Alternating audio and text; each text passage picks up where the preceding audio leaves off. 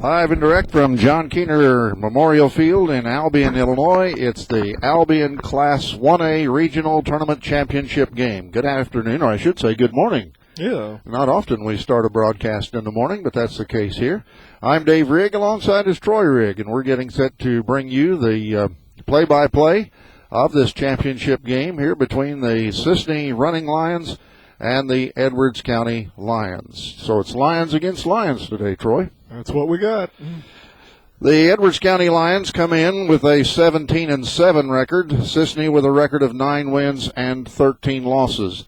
And we have gotten to this championship game by the following method. If Troy will hand me the tournament page here, I'll let you know what that's all about. The tournament started back on Monday when Grayville met Wayne City at Wayne City, and Grayville won that game 13-2. So that set up the match on Wednesday, actually Thursday. The games went rained out on Wednesday. Right. Between Edwards County and Grayville, and Edwards County won that game easily by a score of 10-0. And by the way, Maverick Troyer was the pitcher that day and pitched a no-hitter. Very impressive. In that win over Grayville. Also on Thursday, Cisne knocked off Red Hill by a score of 9-4. So that puts us in today's championship game between Edwards County and Cisne. Because Edwards County was rated higher in the tournament seedings, we probably are going to have Edwards County as the home team. Looks like a gentleman's coming over here with a lineup change. What do you got, young man? Tell him all about it there while I'm doing this. Russell Willard. Russell Hillard. Okay, Russ Hillard, number 27. I thought I saw 27 out there. Thank you very much, young man. I thought I saw a 27 out there, and I didn't see it here on the Cisne sheet here of players. So we'll add Russ Hillard, number 27, to the list of players for Cisne. Edwards County again, 17-7, and Cisne 9-13. These two teams met during the regular season. Edwards County won the game. I don't remember what the score was right now, but they have met before, and Edwards County did win. Winner of this game today, of course, will be the regional champ, and they will move on to the sectional tournament, which will be held at Effingham, Illinois. Effingham St. Anthony will host that sectional. And if Edwards County wins this game, or even if Cisne wins the game, the winner will play on Wednesday, May 27th, against the Louisville Regional as the first round of that. And then the championship of the sectional will be 1 week from today, May 30th. And that will be at 10 a.m. These games in Effingham will be played at Evergreen Park. So if you're a Cisne fan and and Cisne wins this game, well, you folks will be traveling to Effingham next Wednesday to back the Cisne Running Lions. If Edwards County wins it, then Troy and I will be there, Lord willing, on the 27th to bring you the sectional game with the winner of the Louisville Regional. Looking at, by the way, this broadcast coming your way through the courtesy of the Edwards County Broadcast Boosters. And Troy's going to take just a moment now to mention some of the names of those fine folks who make it possible for us to bring you these games here on Edwards County Sportsnet while I pan around and try to find a good scene here for you to watch. Go ahead, Troy. John and Kathy Fischel, parents of softball player Faith Fischel. Bob and Mona Neese, grandparents of Dakota Neese. Kent and Sue Nail of Nail's Funeral Homes in Albion and Fairfield. Gospel Chapel, a non-denominational church in Bone Gap. Services begin every Sunday morning at 10.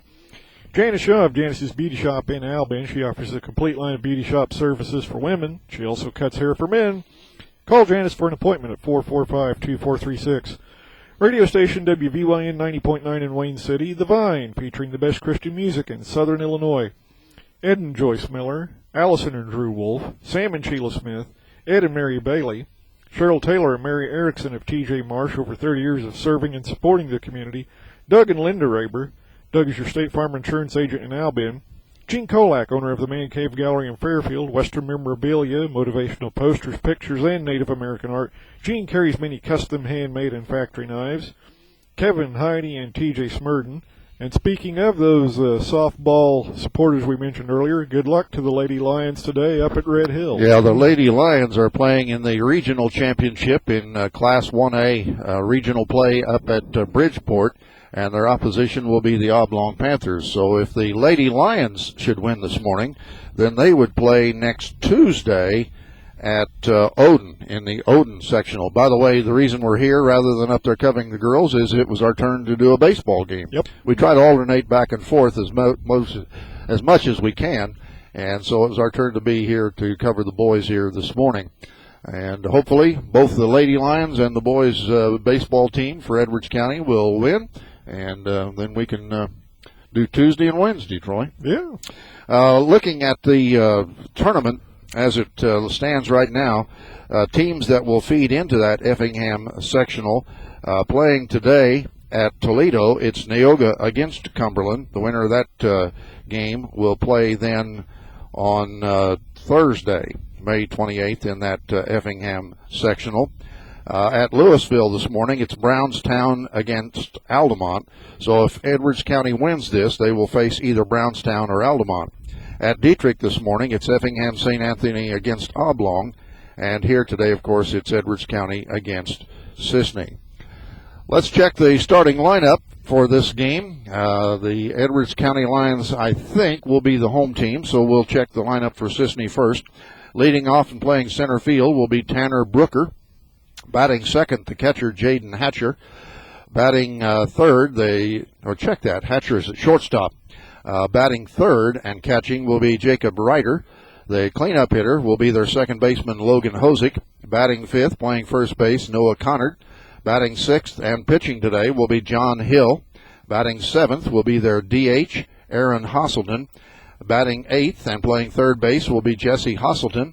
Batting ninth, playing right field, will be Blake Atwood. And Nick Konopasik will not bat but will play left field. On the bench for Coach Jeff Baker, he has Russ Hillard, Carter Walker, Mitchell Levi, Donovan Lee, Kelby Penrod, and Jaden Brown. We'll check the Edwards County starting lineup after Troy checks more broadcast boosters.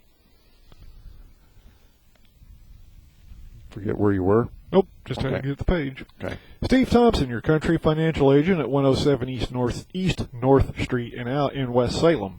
A financial representative providing insurance, auto, home, and more, and financial services. 618-456-2002.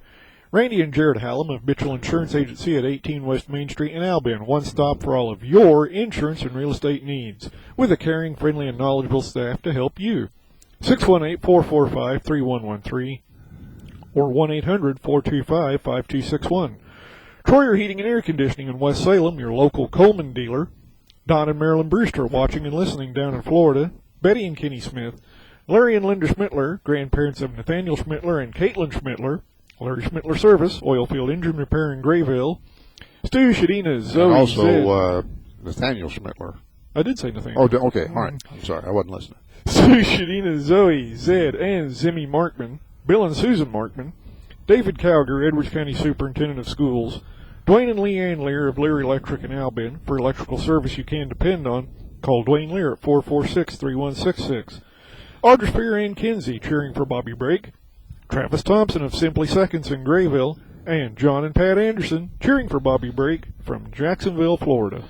All right, here's the starting lineup for the Edwards County Edwards County boys baseball team. Leading off and playing right field will be Tyler Etheridge. That's new. I don't remember Tyler leading off before. Nope. Batting second and pitching will be Matt Stevenson. Batting third, playing center field, Keenan Bailey. The cleanup hitter will be the first baseman, Cherokee Metcalf. Batting fifth, playing third base, Eli Mawson. Batting sixth, playing second base, Johnny Duncan. Batting seventh will be our designated hitter, Maverick Troyer. Batting eighth will be the catcher, T.J. Smurden. Batting ninth, the left fielder, Trent Thompson. And Bobby Brake will not bat but will play shortstop. On the bench, Chris Duncan will have Christian Cullison, Joel Knockmoose, Nathaniel Schmittler, and Avery Calverley. Edwards County 17-7, Cisne 9-13, and I think we're waiting for all the umpires to show up. That's it. I do not see a man in blue anywhere. Yeah, well, it's not quite 11 o'clock yet. Yeah. Sunny day here. Temperature right around 70 degrees here in Albion. And Troy, I kind of wish now we'd have set up our canopy. When we set up, there were a lot of clouds over, and it was kind of an overcast day. But those clouds have moved out of here. And we're kind of in the sun right now, so... oh, well. I guess we'll make it, won't we? Yeah. Maybe Edwards County will go out there and pound out 10 runs, and we won't have to sit here for very long. Well, let's hope so.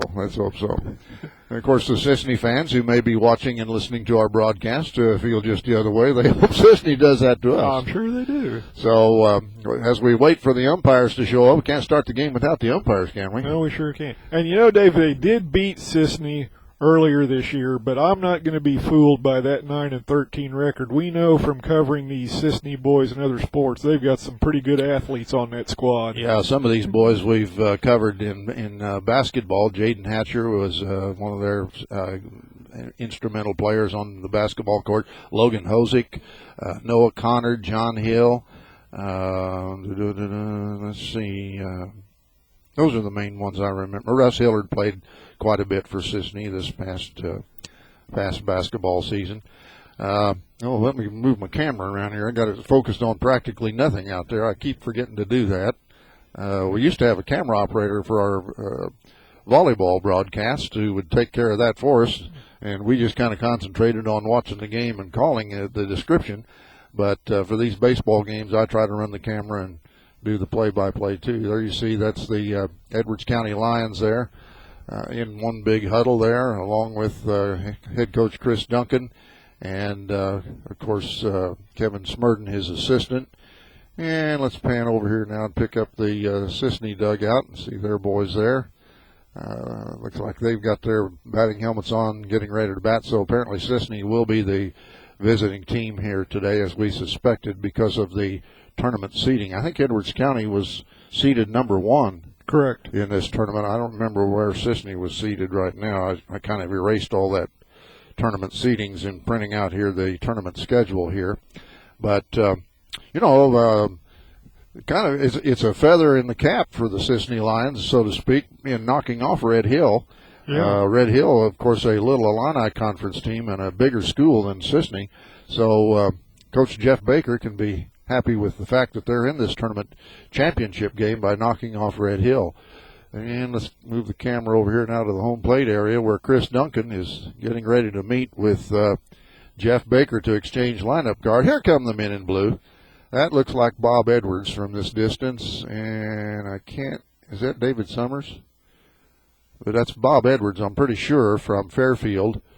It will be one of the men in blue, and don't hold that as the gospel that that's David Summers. Maybe we'll get a closer view as to who that is when he takes us on the position on the base paths.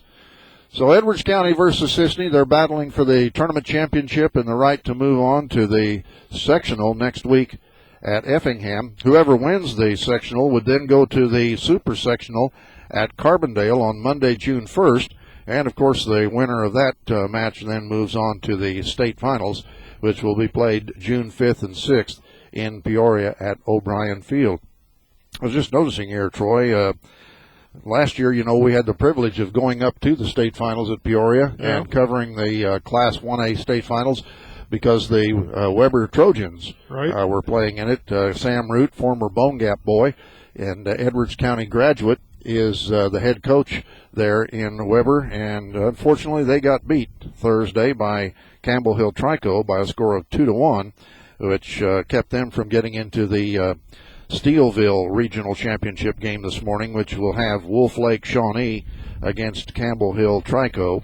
Other tournaments with championship games being played today that we're aware of, at Elkville this morning, Cobden is facing either Crab Orchard or NCOE. We never could find a score of that Crab Orchard NCOE game played Thursday, and so I don't know who won that and who then is playing against Cobden this morning at Elkville. At Ullen, in that regional this morning, it's Ullen Century against Tams Egyptian, and at Golconda this morning, it's Carrier Mills against Goreville.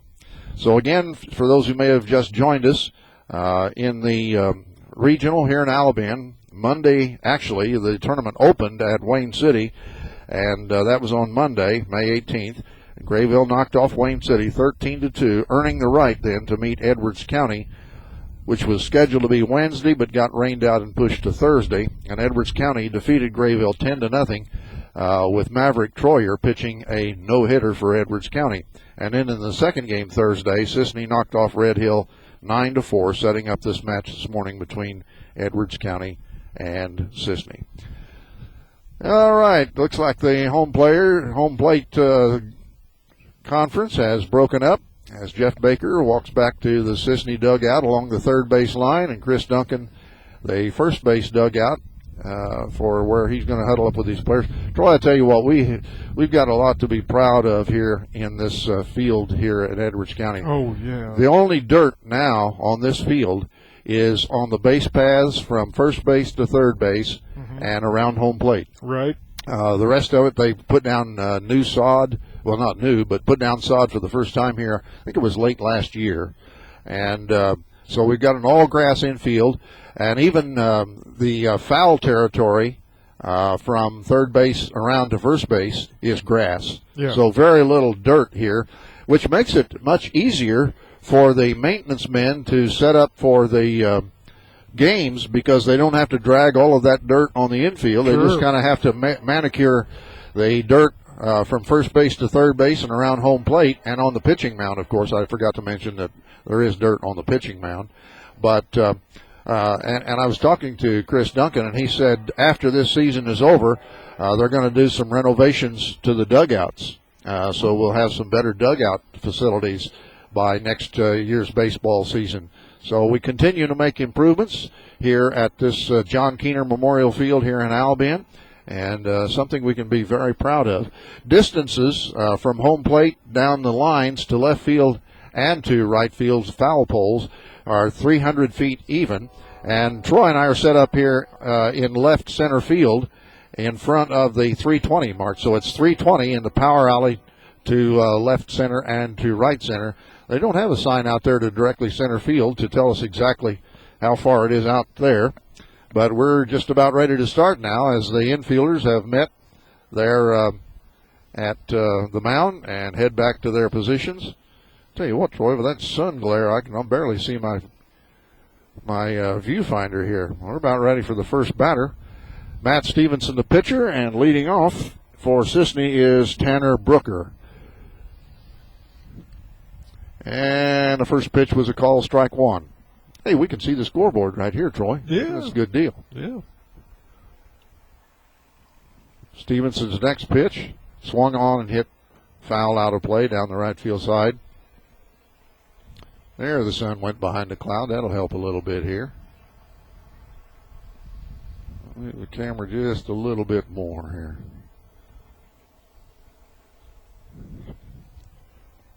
Brooker, the center fielder, right-hand batter. The pitch is down low for ball one. 1 ball, 2 strike count on the leadoff hitter for the Cisne Running Lions. Edwards County defense playing straight away for this right-hand batter here. Next pitch on the way from Stevenson is a curveball in there for a call, strike three.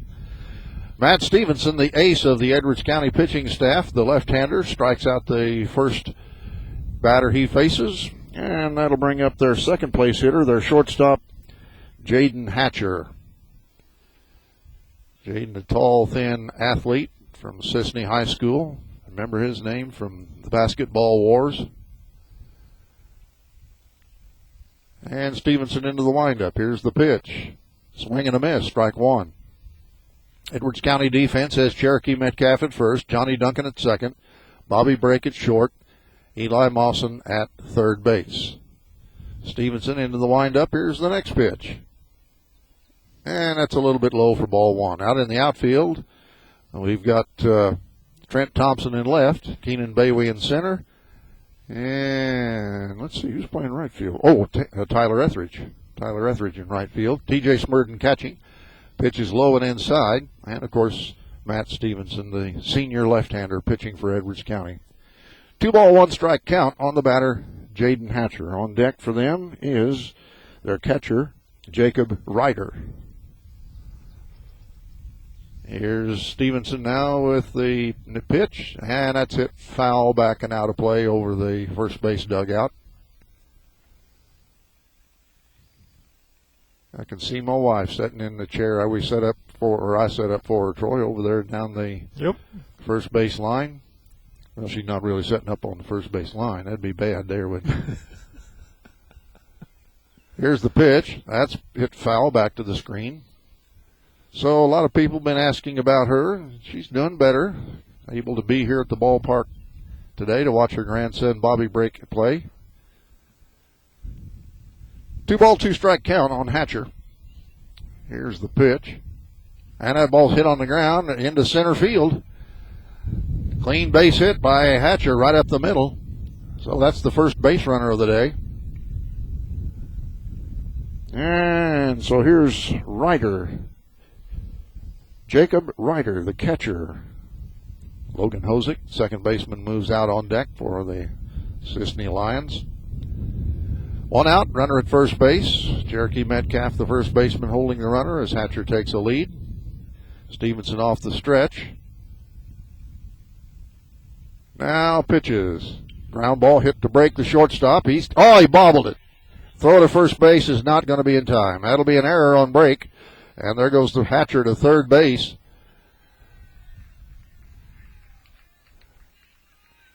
So a costly error for Edwards County puts runners at first and third for Cisne.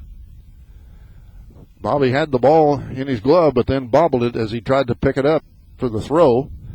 And by the time he did pick it up and throw to first base, the throw was not in time. Probably should have just held on to the ball, Troy, because that allowed the runner to move to third when he threw it.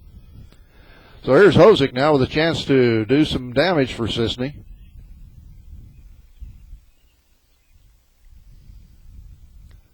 Stevenson, the left-hander, from the stretch, checks the runners, now throws to first base, and he got him! He got him! He picked him off! Boy, now that helps there, Troy. Oh, big time, Dave.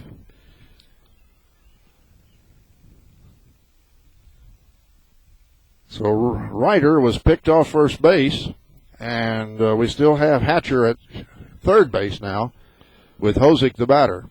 2 outs. Pitch. Curveball. Missed a little bit inside, ball 1. Well, Troy, when a teammate makes a mistake, you try your best to pick him up. And maybe perhaps that's what Stevenson has just done by picking off the runner at first. Here's the pitch. Swing and a miss. 1 ball, 1 strike count. 2 outs here in the top of the first. We're just getting started. Glad to have you watching our broadcast and listening to it here on Edwards County Sports.net. You might call some of your friends who might not know about our broadcast and tell them how they can watch. Now Stevenson steps off the rubber. Hatcher with a very short lead there at third base. Eli Mawson, the third baseman, close to the bag to hold him there. The pitch now. Call strike 2. Big fastball over the outside corner. 1 ball, 2 strike count. Now if Stevenson can get the strikeout here, the error will not have hurt. Stevenson leaning in for the sign. Now comes set. Here's the pitch. That's in the dirt. Nice stop there by catcher T.J. Smurden. 2 ball, 2 strike count. Jeff Baker, the coach for Cisne, coaching down at third base. Stevenson comes set. Here's the 2-2 pitch. Foul hit back to the screen. Yeah, we've got several fans have turned out here on this nice Saturday morning. For both teams. Yeah, a lot of Cisne fans in the bleachers over there. Several people sitting in lawn chairs down the fence line. Likewise for Edwards County down the first base line. Here's the next pitch. Swing and another foul back to the screen. 2 balls, 2 strikes. We've got a pretty good battle going here between Stevenson and Hosick, Dave. Yeah.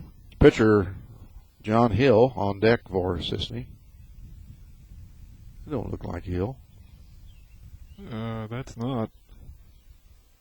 That's Connard on deck. Pitch swung on and tapped down the first base line, picked up by Stevenson. The throw to first base is in time for the putout. So the error by the shortstop break does not hurt Edwards County as Stevenson pitches around it. And so after 1/2 of an inning of play, the score is Cisne 0 and Edwards County coming to bat. The Merbarger family, Lonnie, Valerie, Sadie, Hallie, and Anna, Dana and Carrie Mawson, parents of Eli Mawson. David and Kim Cullison. Earl and Judy Loudermilk, grandparents of Olivia Loudermilk. John and Denise Duncan. Brian and Sonia Schenkel. Edwards County Superintendent of Schools David Cowger. Mike and Kristen Spear of Spear Construction Company. Eddie and Lila Fuchs. David and Lisa Mathis. Doug Horton, your country financial agent at 15 South 5th Street in Albin. A financial representative providing insurance, auto, home, and more, and financial services, 618-445-3651. Joe, Kim, and Abby Rivers. J.R., Tara, Haley, and J.C. Bierster. JTK Services, truck and trailer service with a large parts inventory and tires, located north of Albin on the West Village Road. Dr. Lawrence Spear, Holly and Sam, Spear Chiropractic Clinic on the west side of the Courthouse Square in Albin. Keith, Kayla Avery, and Drew Roosevelt, family of senior softball player Taylor Roosevelt. Hand me another sheet of paper. I'm going to cover up this computer keyboard here a little better. That sun shining on there might cause, I say, overload. We don't want that to happen. No. Okay, that was my mistake. That should have been Connard on deck for Cisne instead of Hill. No wonder it didn't look like Hill. All right, the Cisne defense, as we see it out there on the field, Johnny Hill is doing the pitching. The catcher is Jacob Reiter. Playing first base is Noah Connard. Their second baseman is Logan Hosick. At shortstop, they have Jaden Hatcher. At third base, it's Jesse Hosselton. Out in left field, Nick Konopasek. The center fielder is Tanner Brooker. And in right field, it's Blake Atwood. And that's the starting lineup. Jacob Reiter is the catcher, as I mentioned. There goes the throw down to second base. And Tyler Etheridge, the right fielder, will lead off for Edwards County. This is the first time we have seen him. I don't know if it was the leadoff hitter the other day when we were covering the Lady Lions softball game. And we were not able to cover the games Thursday because I was working a funeral for Nail's Funeral Home in Fairfield. But here's Etheridge leading off against Hill. The first pitch is a call strike over the outside corner.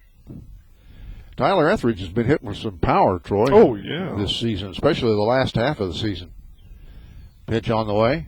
Tyler swings and shoots the ball into right field. That's going to go all the way to the fence. It hits the fence on one hop. And here comes Tyler into second base, and that's a leadoff double for Tyler Etheridge. Well, that's a good start for Edwards County, Troy. And that may be why he's batting him leadoff to get the offense jump-started. Yeah. He shot that ball just to the right side of center field. And by the time the center fielder, Tanner Brooker, could get to it, Etheridge was well on his way to second base.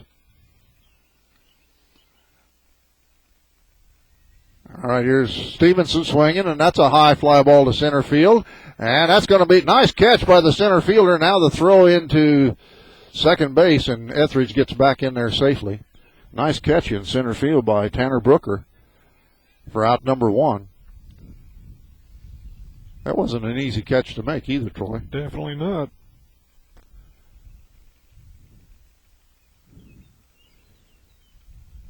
All right, that brings up our third place hitter now, Keenan Bailey, our center fielder.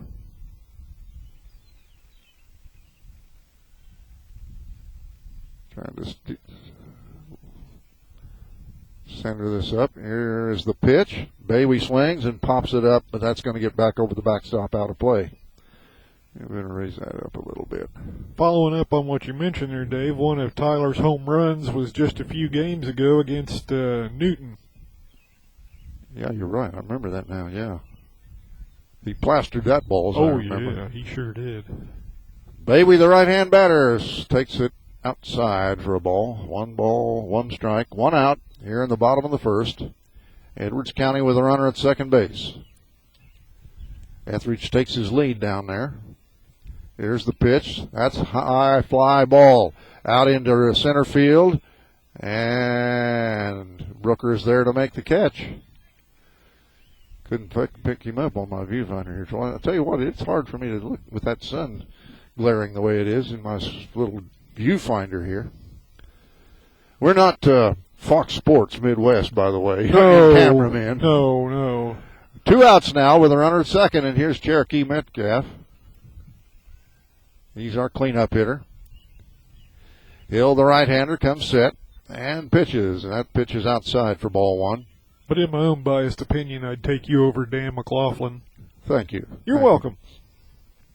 McLaughlin uses terrible English. He always says, that's 2 outs. That's improper English. Or there is 2 outs, he'll say. There is 2 outs. It's supposed to be there are 2 outs. All right. Metcalf batting here with 1 ball, 1 strike count. Pitch. Fly ball out into right center. And that ball is going to be over the fence, Troy. That just barely skimmed over the fence for a 2-run homer by Cherokee Metcalf. Boy, that's one of those what they call fence scrapers, Troy. Oh, yeah.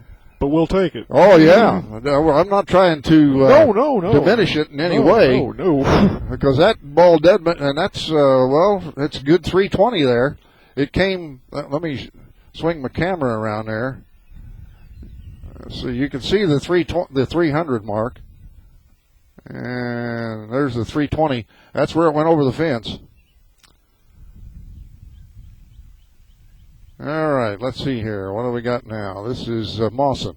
Eli Mawson takes the first pitch for ball 1. So it's Edwards County 2 and Cisne nothing on the 2-run homer by Cherokee Metcalf. Next pitch. That's a call strike. So Etheridge gets a double, and Metcalf gets the homer to put 2 runs on the board for Edwards County here in the bottom of the first. This is a 7-inning ball game. Pitch is a swing and a miss by Mawson, so he's down. Maybe he fouled it off. Ball went to the backstop. Pretty sure that's Bob Edwards calling the balls and strikes behind home plate.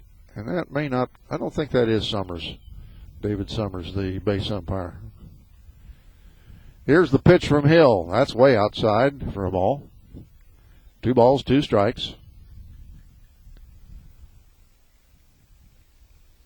Mawson gets back in the batter's box now. Mawson, the third baseman. He takes it outside, and we've got a full count now. Johnny Duncan, the second baseman, waits on deck for Edwards County. Here's the next pitch. That's outside for ball 4. Talking to Cisne head coach Jeff Baker before the game started here today, he was a little unsure as who was going to pitch today because, and he didn't say which one, but one of his pitchers is having some sore arm problems. And I don't know whether that's Hill or the other guy who might pitch. Pitch on the way to Duncan. He swings and misses strike 1. Tournament time is not a good time to get a sore arm, is it, No, Troy? definitely not, Dave. Hill leans in for the sign.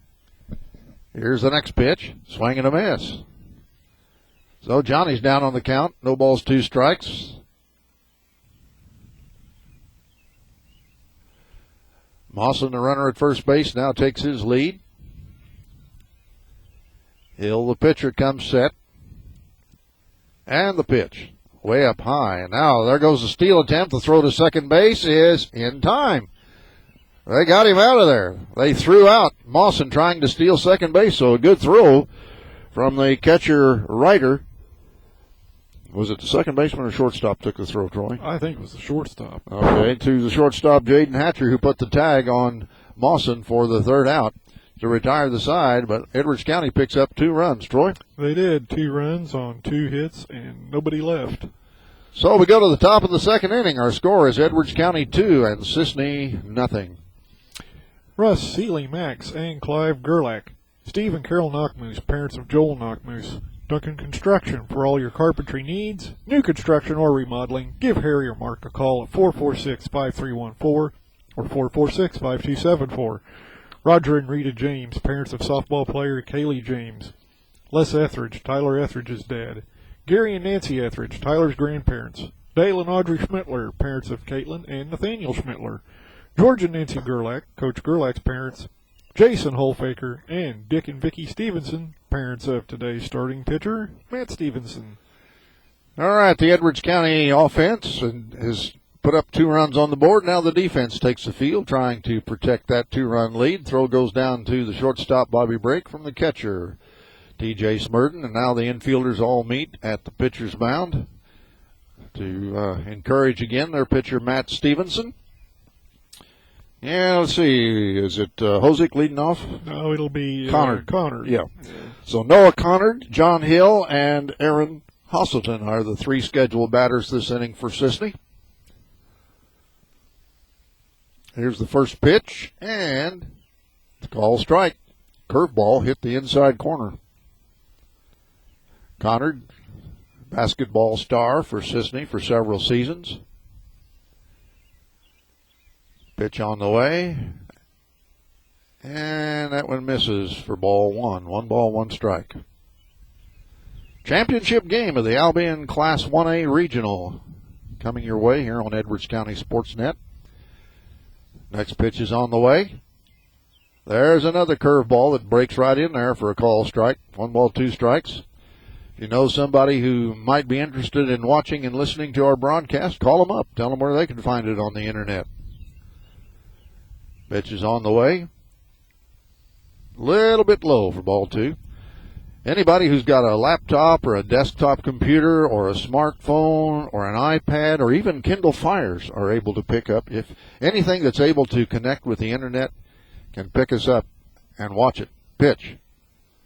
A little bit outside. If you're using a Kindle Fire or an iPad, you may have to, when you go to our website, click on that where it says Mobile View, and it should come in. Full count. Or if you're having a problem on something else, use your Windows Media Player. Right. Pitch on the way, and that's inside for ball 4, so a leadoff walk. As Connor trots down to first base. And here's John Hill, the Cisne pitcher. As I remember, this is the boy on the basketball team who loved to shoot 3-pointers. Well, they've got some guys that can hit those threes. Hosick is a good 3-point shooter. Oh, yeah. Stevenson from the stretch pitches. Hill pops it up on the right out here to center field. And Keenan Bailey is there to make the catch. It's hard for me to pick that ball up looking through this camera lens here, Troy. That ball was hit fairly well to middle center field. Bailey makes an easy catch on that fly ball from Hill. 1 out, still a runner at first base. And here's Aaron Hosselton, the designated hitter for Cisne.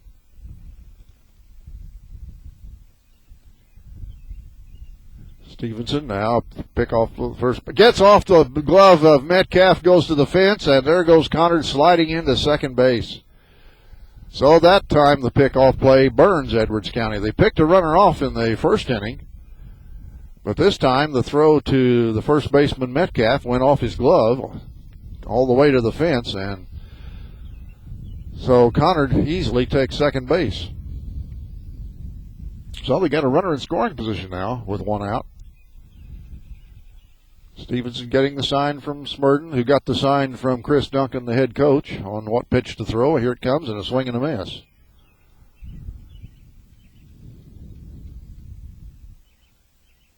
Nice sunshiny day here today. Nice little breeze blowing from left field towards home plate. Stevenson comes set. Here's the pitch. Fouled back off the backstop. You may have been able to hear that boing as it hit one of the pipes on the backstop.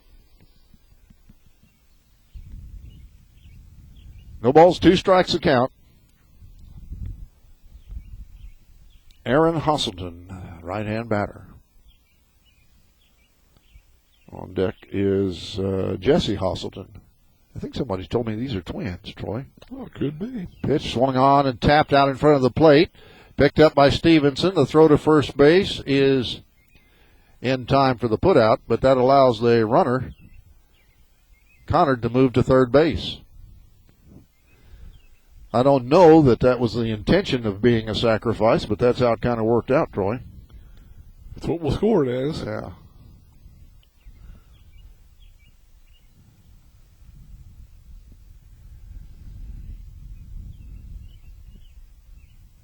There's the pitch. And did he go around? I think they're going to call it a ball. Yeah, it's ball one. So apparently Jesse Hosselton, the third baseman, was able to hold up. 1 ball, no strikes, 2 outs, runner at third here in the top of the second inning. Stevenson's got set and pitches. Right in there for a call strike. Evens the count to ball and a strike. Edwards County outfielders straight away. Thompson in left, Bayway in center, Etheridge in right.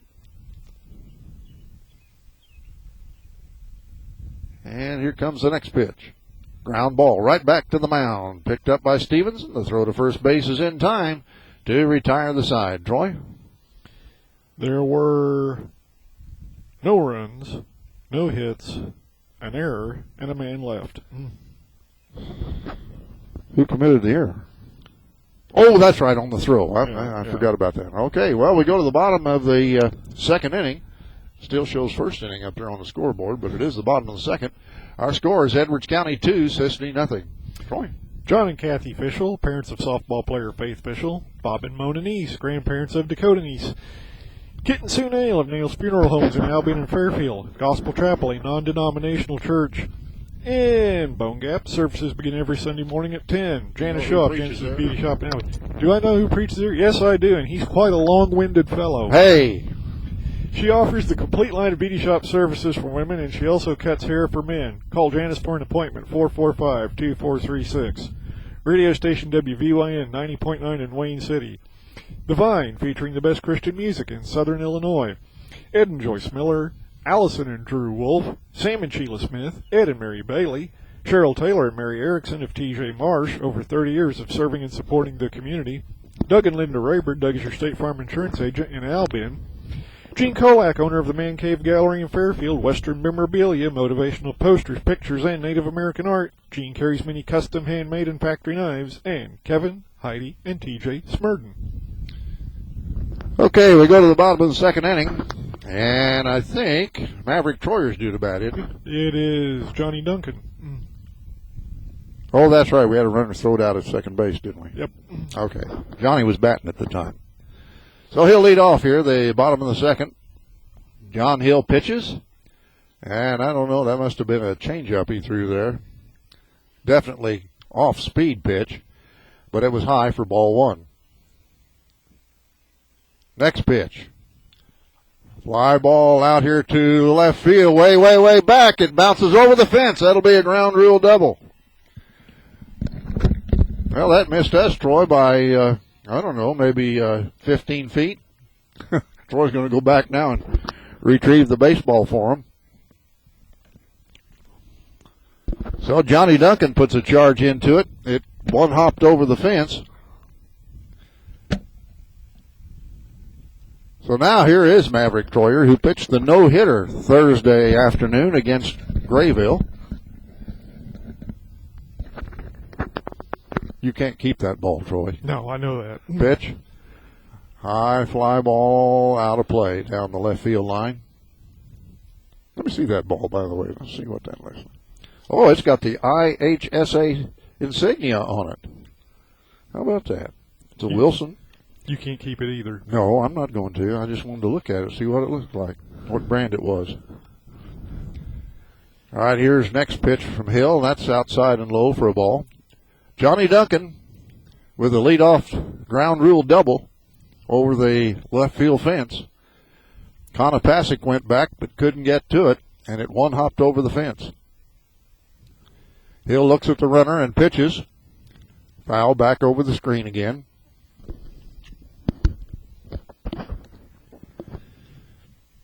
So it's 1 ball, 2 strike count on Maverick Troyer, our designated hitter here today for Edwards County.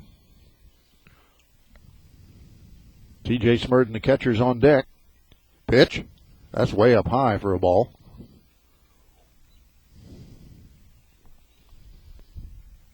Winner of this game advances to the sectional next week in Effingham. Pitch. And that was a changeup that went outside for ball 3. Full count now. 3 balls, 2 strikes. Hill comes set. Duncan takes his lead. The pitch is way up high for ball 4, so that'll put runners at first and second. And T.J. Smurden, the catcher, will come in. We've seen T.J. hit a home run this year. Oh, yeah. I don't know how many he's got on the season. We don't have the season stats for Edwards County, but Troy and I, in one of the games we broadcast, T.J. knocked it. Was that at Weber? He might have hit one there. I think he may. Hey, left fielder, here's the ball. Conference on the pitching mound now going on as Coach Jeff Baker comes out, and all the infielders gather there with him. So we got Edwards County with runners at first and second, and nobody out. TJ also homered against Newton. Oh, that's right. That's right. I remember that now. Yeah. So he's got 2 that we know of. For sure. Oop, wind picks up. Better hold these pieces of paper down here a little better. See, that wind's picking up pretty good now. All right, the conference on the mound is over. And so we'll swing the camera around and get on the batter here. Smurden. Hill, the pitcher, delivers outside, ball 1. That's Duncan at second base. Troyer at first base for Edwards County as they take their leads. Hill checks him and pitches. That's foul back to the screen.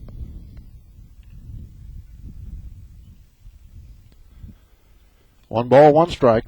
We're in the bottom of the second. Edwards County getting 2 runs in the first inning on a 2-run homer by first baseman Cherokee Metcalf. Next pitch. That's outside. 2 balls and a strike. Oh, there goes my papers again, Troy.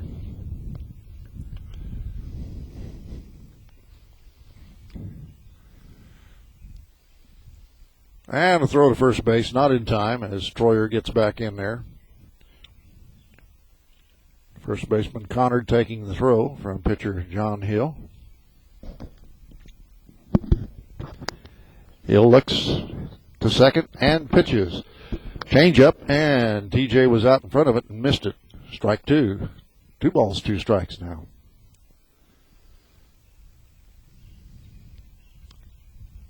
Hill comes to the belt and pitches, and a high fly ball is going to get out of play over the first base dugout. Count remains 2 balls, 2 strikes. Cisne and Edwards County doing battle here, live and direct on Edwards County Sportsnet. I'm Dave Rigg, Troy Rigg alongside. Smurden with a 2-2 count gets back in. Nobody out. First and second with runners. And that pitch is outside. We got a full count now. Hill has got to throw a strike. Coach Chris Duncan at third base walks down the line, clapping his hands, giving encouragement to his hitter, T.J. Smurden. And a pitch is ball 4, and that's going to load the bases. And who's going to bat for Edwards County? Our 9th place hitter, Trent Thompson. You know, Dave, I don't know how much that'll factor into a high school game, but I'd have to say that the way the Lions are approaching these at-bats, they are really going to pile up Hill's pitch count, and he could be out of this game early. Have you been listening to Tim McCarver on the Cardinal broadcast? Oh, sure. He poo-hoos the idea of a pitch count. Well, I don't blame him. I mean, I know he always goes back to the old guys, but can you imagine if Red Shane Dienst had told Bob Gibson you're on a pitch count? Yeah, or if somebody had told Don Drysdale you've got a pitch count? I don't think so. Well, we are getting a pitching change here, and let's see. Number 7 that's Hosick. Logan Hosick's taking over as the pitcher now. And while he's taking warm-up tosses, let's kind of talk about that, Troy. Yeah, I agree with Tim McCarver. I mean, if guys back in the 60s and the 70s could throw 125, 130 pitches, 150 pitches, Why our athletes today can't do that is beyond me. And the only thing I can figure is the agents put enough pressure. I don't know whether it could be written into the contract, but I have suspicion that the agents for these players and maybe even the players themselves, obviously there's wear and tear on the arm. Yeah. I mean, just common sense tells you it's going to take more wear and tear on your arm to throw 150 pitches as opposed to 100. But Gibson had a long career. Warren Spahn had a long career. Wow, Don Drysdale had a long career. Those guys hung around a long time by throwing all those pitches. And to me, I think they just baby these pro athletes too much. Dave, of course, I never actually saw him pitch, but Warren Spahn sometimes would still be out there in the 11th or 12th inning if the game went into extra innings. Yeah. And he might even be, or sometimes he'd still be out there in the 9th when he's behind, Yeah. It's stuff like I think, Dave, real quickly here, it's not just the agents, but it's the owners, the amount of money they've invested in the pitcher, plus what they're paying those relievers. Well, yeah, there's a point Well, yeah, there, we want to too. use those guys, too. Yeah, the owners probably don't want that much wear and tear on those guys. Yeah, they put millions of dollars in it, where guys back there that we were talking about didn't get anywhere near that. No. All right, here we go. Back to play. Trent Thompson now batting against Hosick. And the pitch is a called strike. Tell you what, I'll set that bottle of water on top of that sheet of paper there to protect my computer.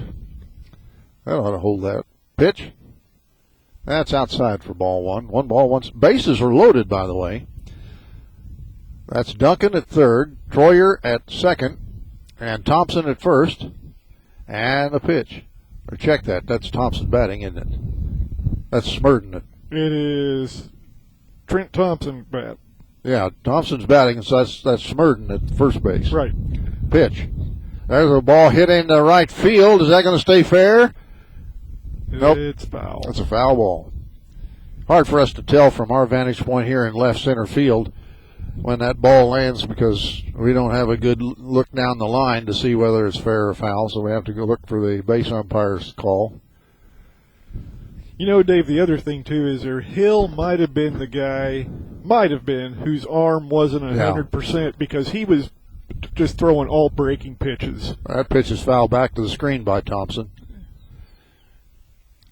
You could probably count on one hand the number of fastballs he threw while he was in there. Yeah, the way Hosick is winding up and firing that ball, he does not appear to have a sore arm. So it might have been Hill that Jeff Baker was talking about with sore arm. Here's the next pitch, and that's in the dirt, goes to the backstop. Are we going to get a run out of it? There's a throw to the plate. The tag is not in time. Safe. As Johnny Duncan slides under the tag of pitcher Hosick, putting the third run on the scoreboard for Edwards County. So the wild pitch allows Duncan to score from third, Troyer to move to third, and Smurden down to we got a courtesy runner. I think that's Joel Knockmoose. Yeah, that's Joel Knockmoose. I didn't think that looked like Smurden down there at first base a little while ago. Joel Knockmoose, a courtesy runner for the catcher, is at second base. Trent Thompson still batting here with a full count. Here's the pitch from Hosick, and that's in the dirt. Well, apparently it wasn't a full count, but that's what the scoreboard shows. With runners at second and third, nobody out, that draws in the Cisne infield. Yeah. Yeah, the first baseman and third baseman are in on the grass. Here comes the next pitch. And that ball's hit on the ground. Back to the pitcher. Hosick's got it, throws to first base. In time for the putout.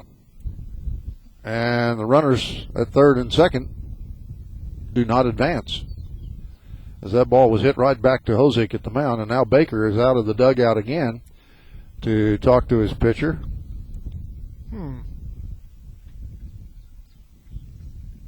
Did the ball hit him? Well, that could be it. He just may be checking on Hosick to see if he's okay. Apparently he is. Baker now walking back to the dugout. So now we've got one out. Still runners at second and third. Yep, he's okay. Yep. And we go to the top of the batting order, and here's Tyler Etheridge, who on the first pitch of the ball game shot it to the fence in right center field for a double. Here's the pitch. That's a ball.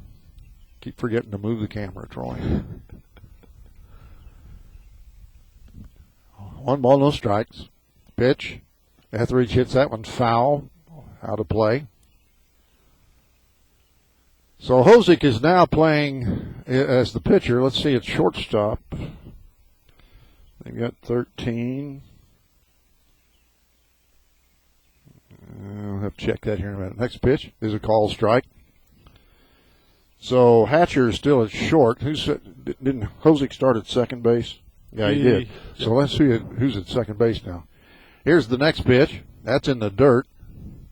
I know that's not Hill playing second base. No. That looks like 16 might be his number. I don't see a 16. All right, we'll check it here in a minute. Next pitch from Hosick.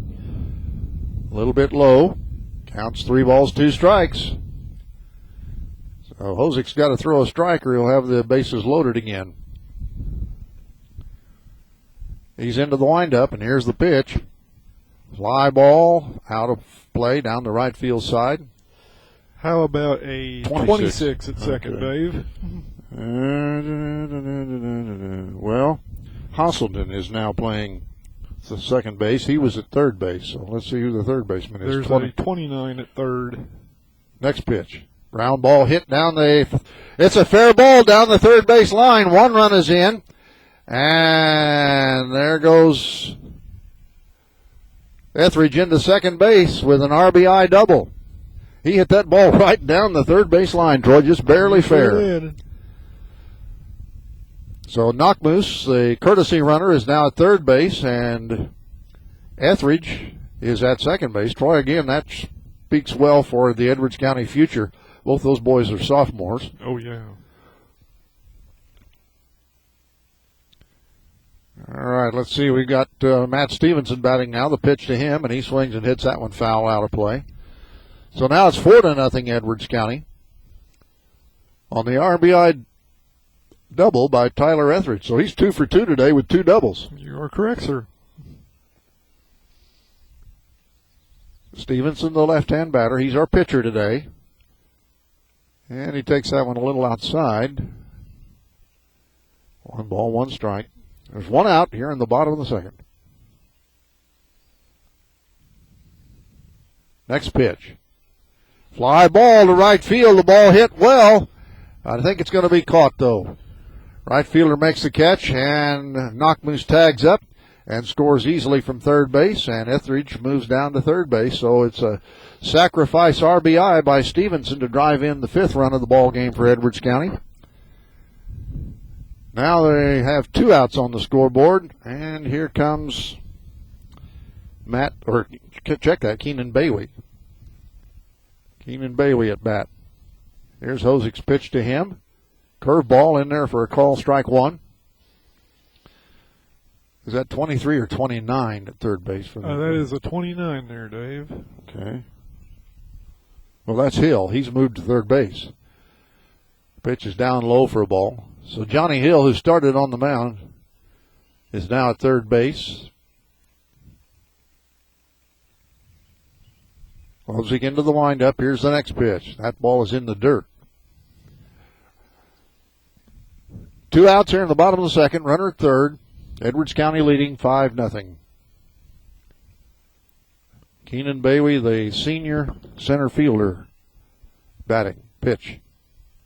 And it's a call strike at the knees. Bailey probably the second man on the starting rotation for Edwards County. See Keenan pitch quite often for the Lions. There's a swing and a miss, and Bailey goes down swinging for out number 3. Troy? Well, Dave, that, as you always say, was a fruitful inning for them because they had 3 runs on 2 hits and 1 left. So we go to the top of the 3rd inning, and our score is Edwards County 5 and Cisne 0. Steve Thompson, your country financial agent at 107 East North Street in West Salem, a financial representative providing insurance, auto, home, and more, and financial services. 618-456-2002. Randy and Jared Hallam of Mitchell Insurance Agency at 18 West Main Street in Albion. One stop for all of your insurance and real estate needs. With a caring, friendly, and knowledgeable staff to help you. 618-445-3113 or 1-800-425-5261. Troyer Heating and Air Conditioning in West Salem, your local Coleman dealer. Don and Marilyn Brewster watching and listening down in Florida. Betty and Kenny Smith. Larry and Linda Schmittler, grandparents of Nathaniel Schmittler and Caitlin Schmittler. Larry Schmittler Service, Oilfield Engine Repair in Grayville. Stu, Shadina, Zoe, Zed, and Zimmy Markman. Bill and Susan Markman. David Cowger, Edwards County Superintendent of Schools. And Dwayne and Leanne Lear of Lear Electric in Albin. For electrical service you can depend on, call Dwayne Lear at 446-3166. We certainly do appreciate these individuals and businesses who are Edwards County broadcast boosters. It costs them just $2 for every broadcast that we do. And if you see these folks somewhere along the line and you enjoy these broadcasts, let them know. Would you do that for us, please? All right, who's leading off for Cisne here, Troy? It'll be the right fielder, Atwood. Okay. First pitch to him is a called strike at the knees. This is Blake Atwood. Ninth man in the batting order for the running Lions. Matt Stevenson, the left-hander, pitches, swing and a miss, strike two. Center fielder Tanner Brooker waits on deck for Cisne. Just getting in started in the top of the third inning now. The next pitch is a call, strike three. 3 pitches, and Stevenson strikes out Atwood for out number 1. Edwards County defense has Cherokee Metcalf at first, John Duncan, or Johnny Duncan as he likes to be called, at second base. Bobby Brake is at short, Eli Mawson at third. Here's Brooker batting now with 1 out. He swings and grounds the ball to the shortstop Brake. He's got it. The throw to first base is a little wide and apparently pulled him off the bag. Well, Bobby's having a little rough day at shortstop, Troy. Actually, Dave, Eli stepped in front of him. I guess Eli thought it was too slow of a roller. He stepped in front of him and took the ball, but Booker was getting down the line there. So Mawson threw the ball instead of Brake? Yeah. I was looking through the camera here and couldn't see that well. So Mawson, the third baseman's throw, was wide of the bag. So I'll take that back on Bob, okay? Pitch on the way is swung and hit on the ground. Bobby's got this one. Tosses to second base for the force out. The throw to first base by Duncan on the exchange is a little wide. But apparently they got him. Did Metcalf stay on the... No, the runner's safe. Runner's safe. That was Hosick, or Hatcher, by the way, who hit that ball, right? Right. So Hatcher's on first base on a fielder's choice as Brake tosses to the second baseman on the force out. So now 2 outs, and the batter is Ryder, the catcher. Cisne has a runner at first with 2 outs. Stevenson throws to first base, not in time. Matt has already picked off 1 Cisne runner today. On another pickoff play, though, it got past the first baseman and allowed Cisne to advance, but so far they've not been able to score. Stevenson, the senior left-hander, delivers. Swing and a ground ball down the third base side. Did it go fair? It did. It is a fair ball. Eli Mawson, that ball hopped over his glove, Troy. What it did, Dave, was it took this high kangaroo-type hop thing, and on the way back down, Eli thought it was going to take another true hop, and it went right under his glove. You know, I can see, I like the idea of a grass infield, but I can see how when a ball comes off that grass infield and then goes to the dirt, it can play tricks on you. Oh, yeah. All right, so it's runners at first and second now for Cisne, and with 2 outs, we got Hosick batting. Logan Hosick, the pitcher. Here's the delivery. A little bit high and outside for ball 1.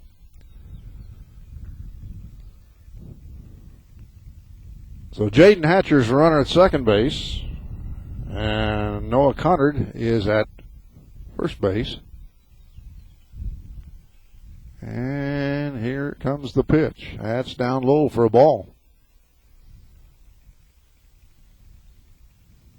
Check that. That's Reeder at first base, isn't it? Yes. Hosick the batter. 2 balls, no strikes the count. Here's the delivery. Swing and a ball hit foul, backing out of play.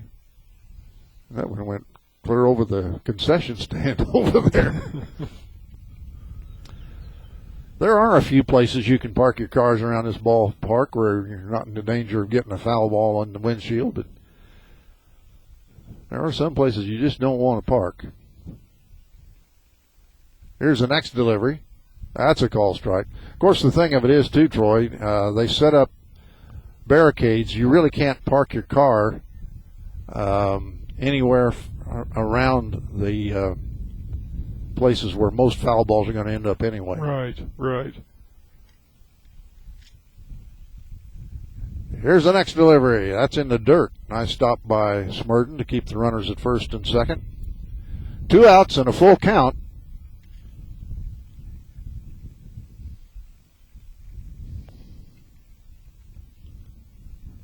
We're in the top of the 3rd inning. Edwards County leading 5-0.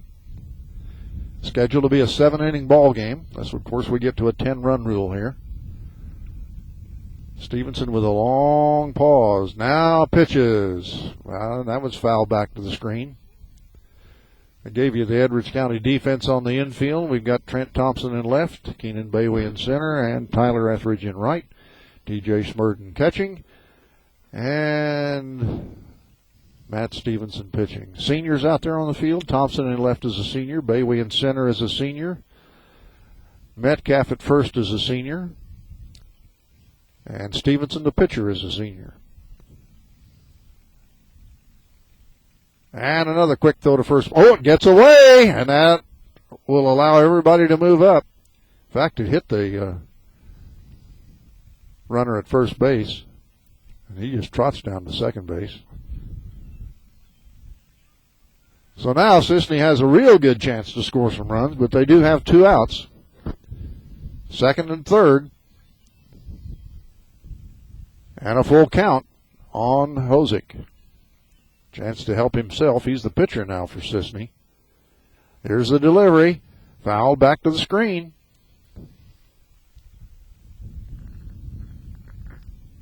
Noah Connard, the first baseman, waits on deck for... That's not Noah.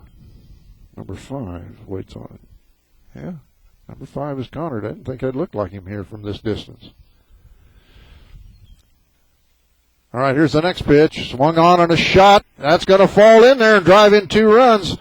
Bailey up with the ball, fires it into second base, and 2 runs score for Cisne on the 2-out double. Actually, he stopped at first. Logan Hosick. Oh, he stopped at first. Okay. Well, probably that's because Bailey made a good recovery in center field to get that ball back in there. Absolutely, Dave. So the score now is Edwards County 5 and Cisne 2. 2 outs, and this is Connard coming to bat. Noah Connard, their first baseman. Hill, the third baseman, who started as the pitcher, waits on deck. Runner at first with 2 outs. Stevenson winds and fires. Call strike. Actually pitching off the stretch there with a runner at first. Cisne wearing their royal blue jerseys with orange trim, gray pants. Stretch by Stevenson. Pitch. Curveball misses outside. 1 ball, 1 strike. Edwards County wearing their red jerseys with white pants and black caps, white trim on the jerseys. Stevenson looks at the runner at first and throws to first, and not in time. Hosick back in there.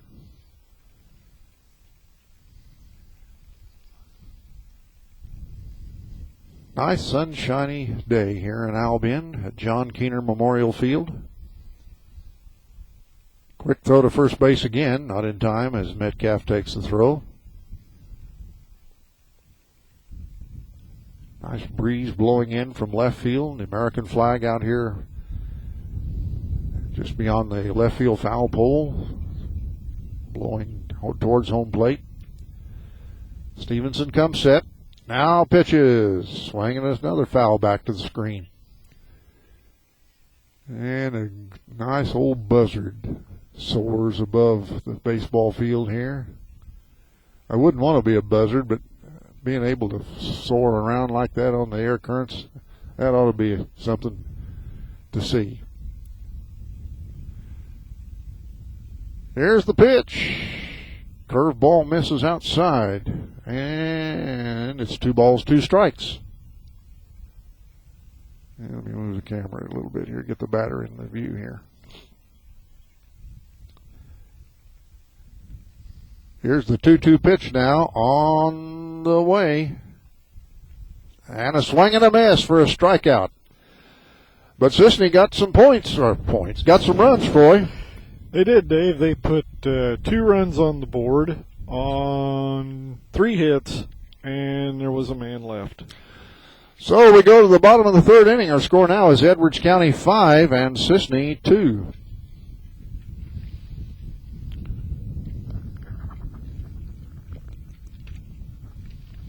Steve Thompson, your country financial agent at 107 East North Street in West Salem, a financial representative providing insurance, auto, home, and more, and financial services. 618-456-2002. Audra Spear in Kinsey, cheering for Bobby Brake. Travis Thompson of Simply Seconds in Grayville. John and Pat Anderson cheering for Bobby Brake from Jacksonville, Florida. The Merbarger family, Lonnie, Valerie, Sadie, Hallie, and Anna. Dana and Carrie Mawson, parents of Eli Mawson. David and Kim Cullison. Earl and Judy Loudermilk, grandparents of Olivia Loudermilk. John and Denise Duncan. Brian and Sonia Schenkel. Edwards County Superintendent of Schools, David Cowger. Mike and Kristen Spear of Spear Construction Company. Eddie and Lila Fuchs. And David and Lisa Mathis. And as Logan Hosick takes his warm-up tosses, we'll give you again the Cisne defense. They have Noah Connard, I should say, at first base. Jesse Hosselton is now playing second base. He started at third. Still at shortstop is Jaden Hatcher. Now at third base is John Hill, who started on the mound. Out in the outfield, in left field is Nick Konopasek. In center field, Tanner Brooker. And the right fielder is Blake Atwood. Doing the catching is Jacob Ryder. And Logan Hosick is doing the pitching. So who's going to start off for Edwards County, Troy? We've got Metcalf, Mawson, and Duncan due up this inning, Dave. So the cleanup hitter will take the first swings for Edwards County here in the bottom of the 3rd inning. Lions scored 2 runs on a Metcalf home run back in the 1st inning. Added 3 more in the 2nd, and bat now in the 3rd. Hosick into the windup. Here's his pitch. Swing and a miss. Strike 1.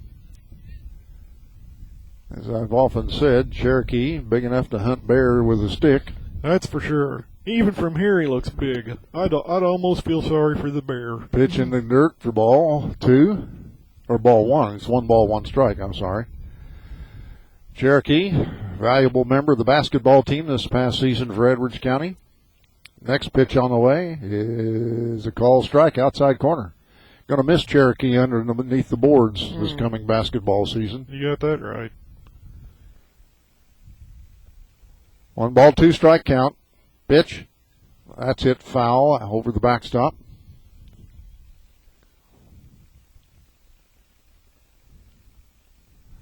There's my son Jeremy back there. What's he doing back out? Oh, there's his car's parked there. Okay.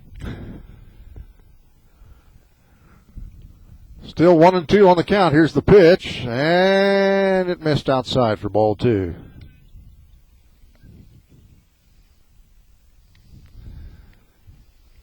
Two-two count on the leadoff hitter for the Lions of Edwards County. Here's Hosick's pitch. Outside, and the count's full. Metcalf the batter with Mawson waiting on deck.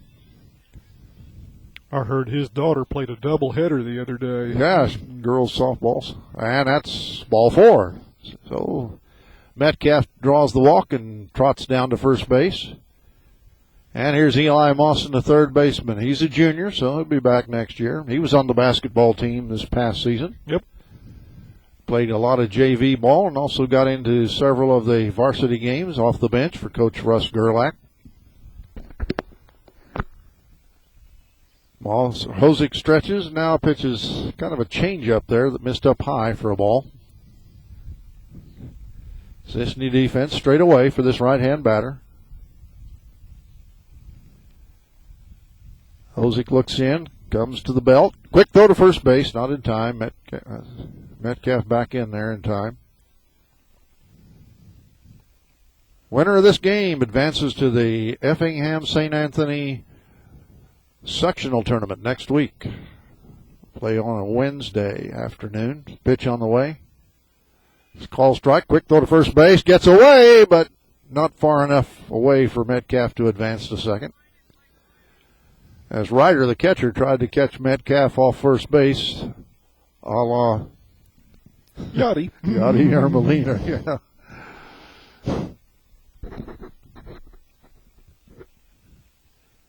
Eli now with a 1-ball, 1-strike count. Takes a strike 2 call. Mawson the batter with Duncan on deck for Edwards County. Eli swinging that bat around, comes a quick throw to first base again. That time it gets away, but Metcalf again stays put at first base. As Connard, the first baseman, retrieves it.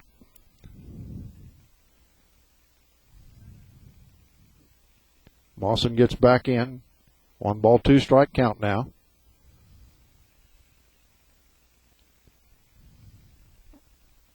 After a long delay, Hosick finally pitches. Down low and outside, ball 2. Evens the count. 2-2. We're in the bottom of the third. Edwards County leading 5-2. Again, still early in the game, so if you know somebody who might be interested in this game, tell them how they can find it on the internet. Now we get a timeout called at home plate, as Mawson wanted to get out of there and take a practice swing. Now he gets back in.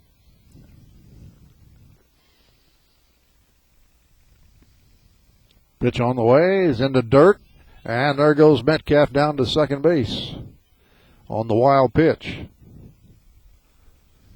So the count's full now on Mawson with nobody out here in the bottom of the third.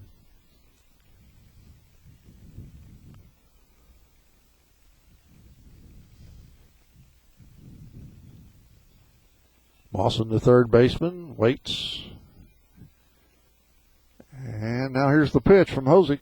Ground ball to the second baseman. He's got it over to first base in time for the putout. But Mawson does the right thing, hitting the ball on the ground to the right side of the infield, allows Metcalf to easily move to third base. So 1 out, runner at third, and here's Johnny Duncan, the second baseman for Edwards County.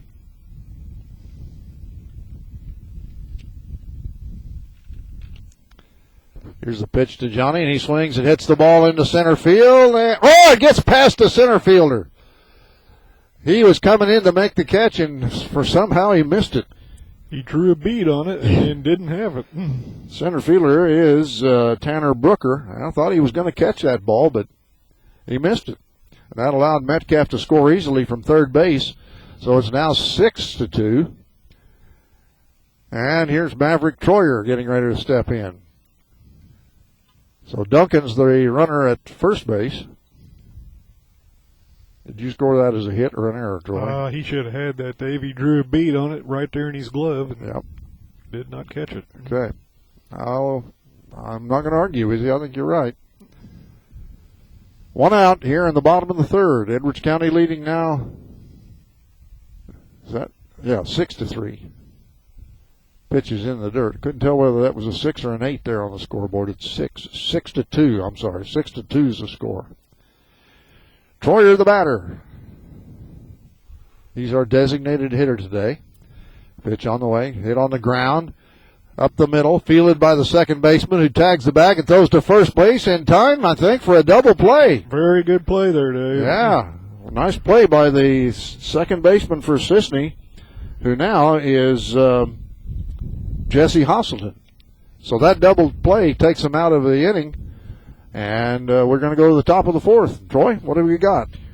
We got 1 run without a hit. There was an error, and there was nobody left. Top of the fourth inning, it's Edwards County 6, Cisne 2. By the way, while Troy's getting his broadcast boosters, I'll remind you the Edwards County Lady Lions are playing this morning at Bridgeport in the regional championship game up there against Oblong. And we hope the Lady Lions come out of there victorious. Troy? Doug Horton, your country financial agent at 15 South 5th Street in Albion, a financial representative providing insurance, auto, home, and more, and financial services, 618-445-3651. Joe, Kim, and Abby Rivers, J.R., Tara, Haley, and J.C. Bierster, JTK Services, truck and trailer service with a large parts inventory and tires, located north of Albion on the West Village Road. Dr. Lawrence Spear, Holly, and Sam. Spear Chiropractic Clinic on the west side of the Courthouse Square in Albion. Keith, Kayla Avery, and Drew Roosevelt, family of senior softball player Taylor Roosevelt. Okay, Edwards County defenders taking their between innings warm-ups. Matt Stevenson, the left-hander, goes out to pitch the fourth inning now. He has a 4-run lead, 6-2 as we go to the fourth inning. And who's scheduled to lead off now for Cisne, Troy? That'll be John Hill. Okay, so it'll be Hill, and then the Hasselton twins, Aaron and Jesse.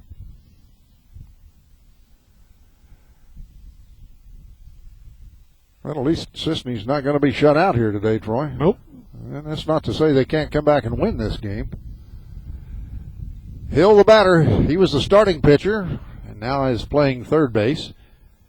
And he takes the first pitch outside from Stevenson for ball one. On the line here this morning, or let's see, is it afternoon? Yeah, it's afternoon now. On the line now this afternoon is the regional championship and the right to move on to the sectional. The pitch is swung on and popped up, out of play, over the backstop. 1 ball, 1 strike count. The winner of this game will play Wednesday. We'll give you the potential matchups here in a little bit. Pitch on the way. That ball's hit on the fly to center field, and Keenan Bailey's right there to make the catch for out number 1. So Hill hit the ball on the nose, but unfortunately for him, he hit it right to the center fielder Bailey, who came in just a few steps to make the catch.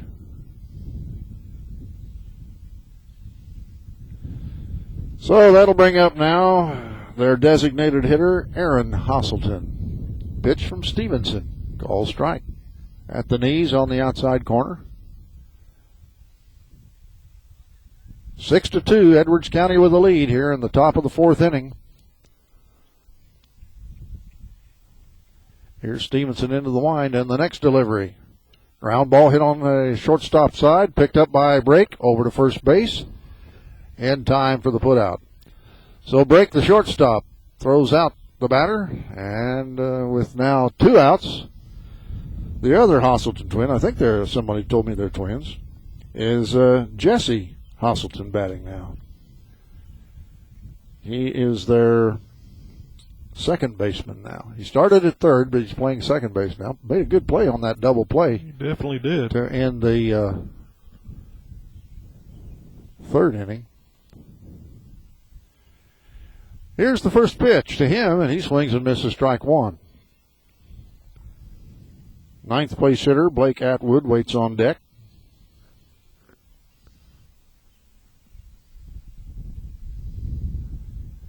Stevenson winds and throws, and the ball's hit on the air into center field. Keenan Bailey is there, and he makes the catch easily for the third out. So a quick inning that time, Troy. Sure was, Dave. 3 up, 3 down. No runs, no hits, and no errors. So we go to the bottom of the fourth. Our score remains Edwards County 6 and Cisne 2. Russ, Seeley, Max, and Clive Gerlach. Stephen Carroll Knockmoose, parents of Joel Knockmoose. Duncan Construction, for all your carpentry needs, new construction or remodeling. Give Harry or Mark a call at 446-5314 or 446-5274. Roger and Rita James, parents of softball player Kaylee James. Les Etheridge, Tyler Etheridge's dad. Gary and Nancy Etheridge, Tyler's grandparents. Dale and Audrey Schmittler, parents of Caitlin and Nathaniel Schmittler. George and Nancy Gerlach, Coach Gerlach's parents. Jason Holfaker. And Dick and Vicki Stevenson, parents of Matt Stevenson. Again, we would remind you, if you see these individuals, or if you're shopping or going to any of these businesses that Troy mentions here, tell them you enjoy watching Edwards County Lions baseball, softball, basketball, football, and volleyball here on Edwards County Sports.net. These folks are the ones who, by contributing $2 for every broadcast, help cover our expenses. All right, the Cisne infielders have had their conference on the pitching mound. And we swing the camera around now to try to pick up home plate. Where leading off for Edwards County is TJ Smurden. Smurden, the catcher, with Trent Thompson waiting on deck. Pitch on the way. Call strike. I don't think we could have asked for any better weather here today, Troy, for this game. No. Really nice. Next pitch. And I think that was a breaking ball that swept outside for ball one. 1 ball, 1 strike.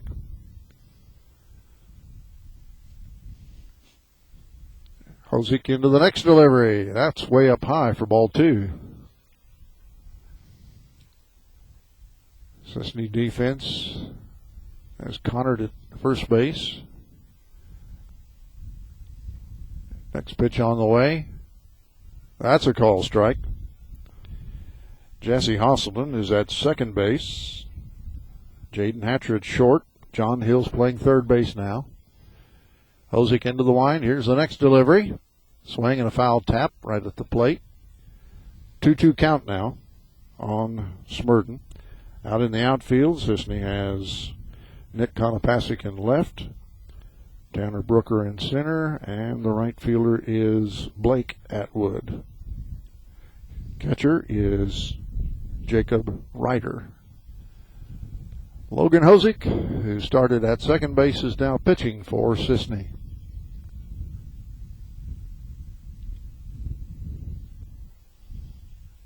A little delay here now. I don't know. Is the catcher having... I think the catcher's got an issue.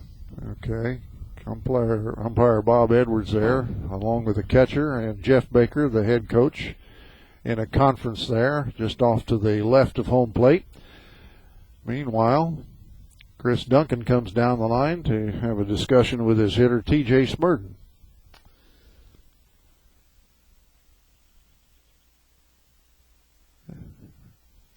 Apparently the catcher got hit when the ball bounced up and hit him. I tell you what, it's not easy to be a catcher. They do call it the tools of ignorance. All right, Smurden, the other catcher, the catcher for Edwards County, gets in there. I'm sure he'd have a little sympathy for Ryder, the catcher for Cisne. Here's the pitch. Swing and a miss as TJ went fishing for a pitch outside and low and struck out for out number 1. So here's Trent Thompson, the left fielder. Missed the first part of this basketball season with a wrist injury. But apparently he's 100% now. Pitch to Trent is a call strike at the knees.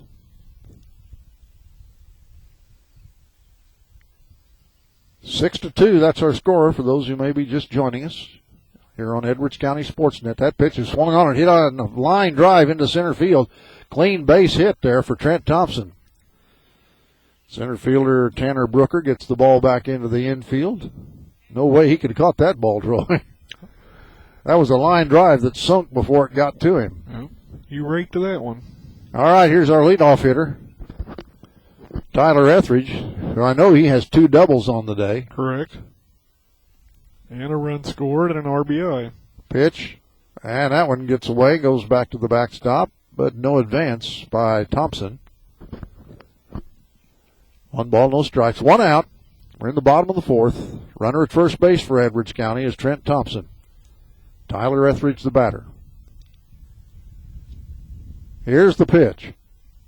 That's low for ball 2.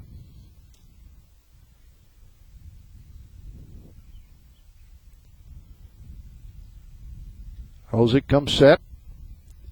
And pitches. High fly ball. Out of play. No, the first baseman caught that ball, didn't he? Yeah. A nice play there by the first. I thought that ball was going to get over the backstop, but apparently it stayed in play. And the first baseman for Cisne, Noah Connard, made the catch for out number 2. Again, we're located out here beyond the left center field fence. And so it's hard for us to tell when balls are fair or foul down that first base side. This is Matt Stevenson batting now for Edwards County.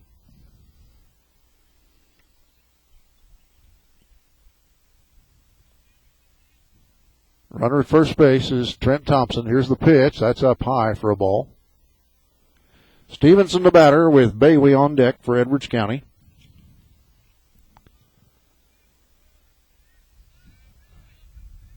Here's the next delivery. That's a called strike at the knees.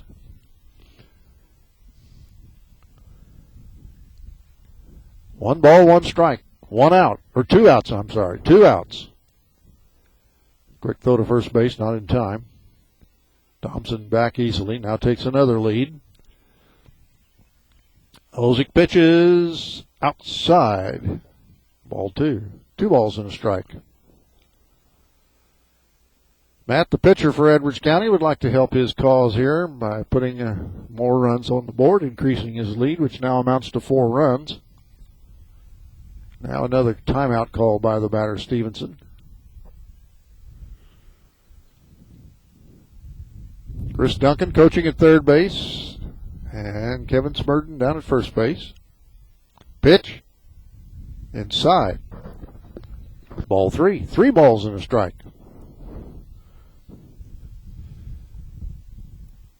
Ozick trying to get the third out of the inning to get out of here without any runs scoring. Here's the pitch. That's in the dirt for ball 4, and Thompson trots down to second base, and Stevenson down to first base, and with runners at first and second, here's Keenan Bailey. Keenan capable of hitting the long ball. He definitely is. In fact, Troy, when you look down this Edwards County lineup, most of the guys in that lineup are capable of reaching the fences. Oh, yeah. All right, Hosick with runners at first and second and 2 outs pitches, and Bailey takes a breaking ball for strike 1.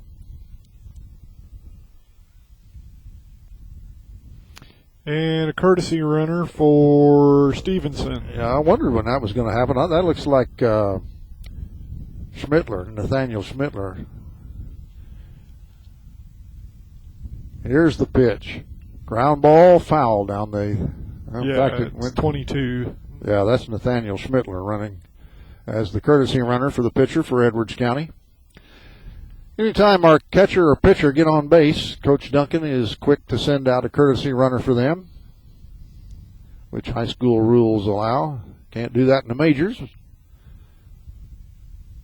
Pitch on the way. Swing and a miss. And that's strike 3 to retire the side. Well, we didn't get any runs that inning, Troy. Sure didn't, Dave. We had a hit. We had 2 men left. No errors. So now we go to the top of the 5th inning as this ball game rolls right along. The score remains Edwards County 6 and Cisne 2. John and Kathy Fischel, parents of softball player Faith Fischel. Bob and Mona Niece, grandparents of Dakota Niece. Kent and Sue Nail of Nail's Funeral Homes in Albin and Fairfield. Gospel Chapel, a non-denominational church in Bone Gap. Services begin every Sunday morning at 10. Janice Shaw of Janice's Beauty Shop in Albin. She offers a complete line of beauty shop services for women. She also cuts hair for men. Call Janice for an appointment at 445-2436. Radio station WVYN 90.9 in Wayne City, The Vine, featuring the best Christian music in Southern Illinois. Ed and Joyce Miller, Allison and Drew Wolf, Sam and Sheila Smith, Ed and Mary Bailey, Cheryl Taylor and Mary Erickson of TJ Marsh, over 30 years of serving and supporting the community. Doug and Linda Raber. Doug is your State Farm insurance agent in Albin. Gene Kolak, owner of the Man Cave Gallery in Fairfield. Western Memorabilia, motivational posters, pictures, and Native American art. Gene carries many custom handmade and factory knives. And Kevin, Heidi, and TJ Smurden. All right, we go to the top of the 5th inning, and who's going to lead it off for Cisne, Troy? It will be Atwood, the right fielder, here in the top of the 5th. Okay, the 9th man in the batting order, Blake Atwood, and then we go to the top of the batting order for Tanner Brooker and Jaden Hatcher. If anybody gets on, the catcher, Jacob Ryder, will come to the plate. We swing the camera around so we can get the batter in the lens here. And the first pitch by Stevenson in the 5th inning is swung on and hit back to the backstop. Strike 1. Well, what are you going to do with yourself this afternoon, Troy? Anything constructive? I've got guests, and then I'm going somewhere. Oh. Male or female guests? Our other 2 brothers. Oh, I thought maybe you had a date or something. Not likely. First pitch is in the dirt for ball 1.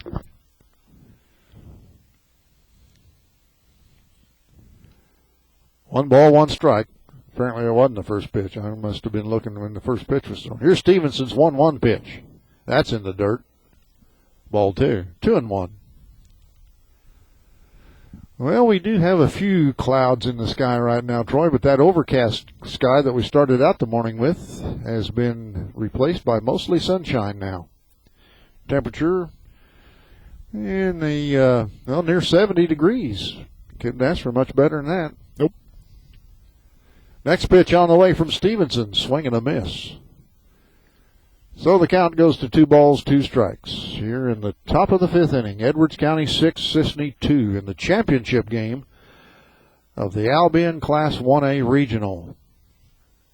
Stevenson's 2-2 pitch. Hit on the ground to the second baseman. Duncan's got it. Throws to first base. Metcalf takes the throw in time for out number 1.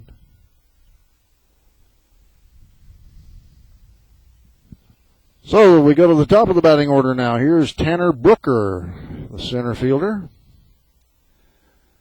He stands there looking down at Jeff Baker, the third base coach and head coach of Cisne. Now gets in. Here's Stevenson's first pitch to him. Swing and a ball hit down the right field line, foul, out of play.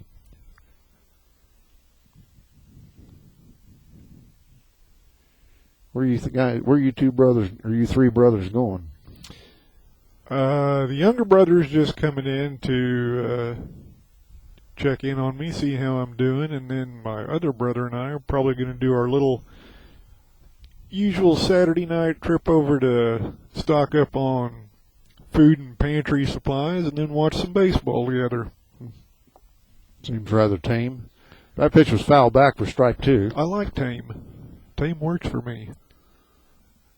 Next pitch is on the way, and that ball's hit on the air to left center, and Trent Thompson comes over to make the catch easily for out number 2.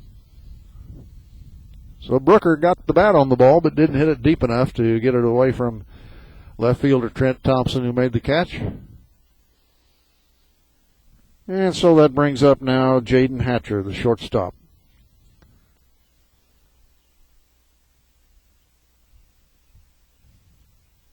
Stevenson into the windup. Here's his pitch. Swing and a miss, strike 1. Top of the 5th inning, Edwards County 6, Cisne 2. That's our score. Here comes the next delivery on the way. Swing and a miss, strike 2. Catcher Ryder, I should say, is on deck. The wind picks up here a little bit. Next pitch, swing and a miss. Ball gets away from the catcher. TJ throws to first baseman Metcalf in time to get the out on Hatcher to retire the side. Troy, a quick inning. 3 up, 3 down, no runs, no hits, no errors. So we go to the bottom of the 5th. Our score remains Edwards County 6, Cisne 2. Steve Thompson, your country financial agent at 107 East North Street in West Salem, a financial representative providing insurance, auto, home, and more, and financial services. 618-456-2002. Randy and Jared Hallam of Mitchell Insurance Agency at 18 West Main Street in Albion, one stop for all of your insurance and real estate needs. With a caring, friendly, and knowledgeable staff to help you. 618-445-3113 or 1-800-425-5261. Troyer Heating and Air Conditioning in West Salem, your local Coleman dealer. Don and Marilyn Brewster watching and listening down in Florida. Betty and Kenny Smith. Larry and Linda Schmittler, grandparents of Nathaniel Schmittler and Caitlin Schmittler. Larry Schmittler Service, Oilfield Engine Repair in Grayville. Stu, Shadina, Zoe, Zed, and Zimmy Markman. Bill and Susan Markman. David Cowder, Edwards County Superintendent of Schools. Dwayne and Leanne Lear of Lear Electric in Albion. For electrical service you can depend on, call Dwayne Lear at 446-3166. Audra Spear and Kinsey cheering for Bobby Brake. Travis Thompson of Simply Seconds in Grayville. And John and Pat Anderson cheering for Bobby Brake from Jacksonville, Florida. And I would remind you that this broadcast is not only coming to you live and direct from John Keener Memorial Field here in Albion, but it's also being at the same time recorded on our website, AreaSports.net. So people who were not able to watch our live broadcast right now can go back. In fact, these players can later on today or even tomorrow or next week or next month or maybe even next year. Go onto our website and watch our broadcast. All right, is this Metcalf? It is. Yeah, Cherokee Metcalf getting ready to lead off for Edwards County here in the bottom of the fifth. Pitch to Cherokee. He takes the first pitch down low for ball one. He knocked one out of the ballpark. Was that back in the second inning? Back in the first, he hit a 2-run homer, and he walked and scored in the third. Pitch to Cherokee's outside.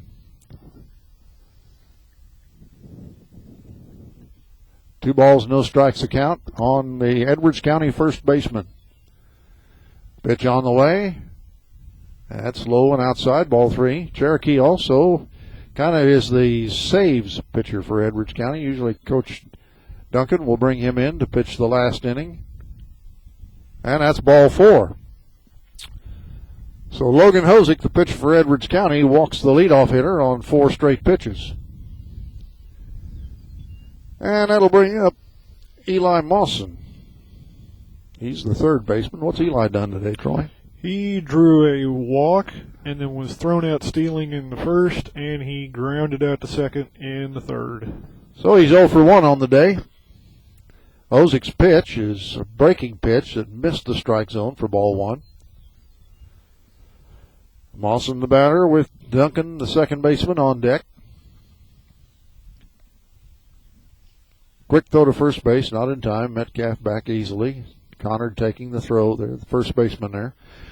Again, the winner of this game goes on to the sectional next week at Effingham. Pitch. Down low and inside. 2 balls, no strikes.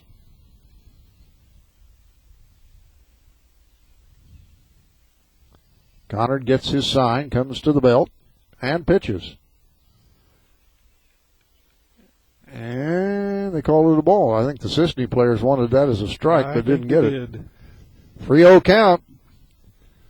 So Hosick has thrown 7 straight balls. Here's the next pitch. There's a call strike. Mawson was taken all the way. Now he takes a practice swing and gets back in.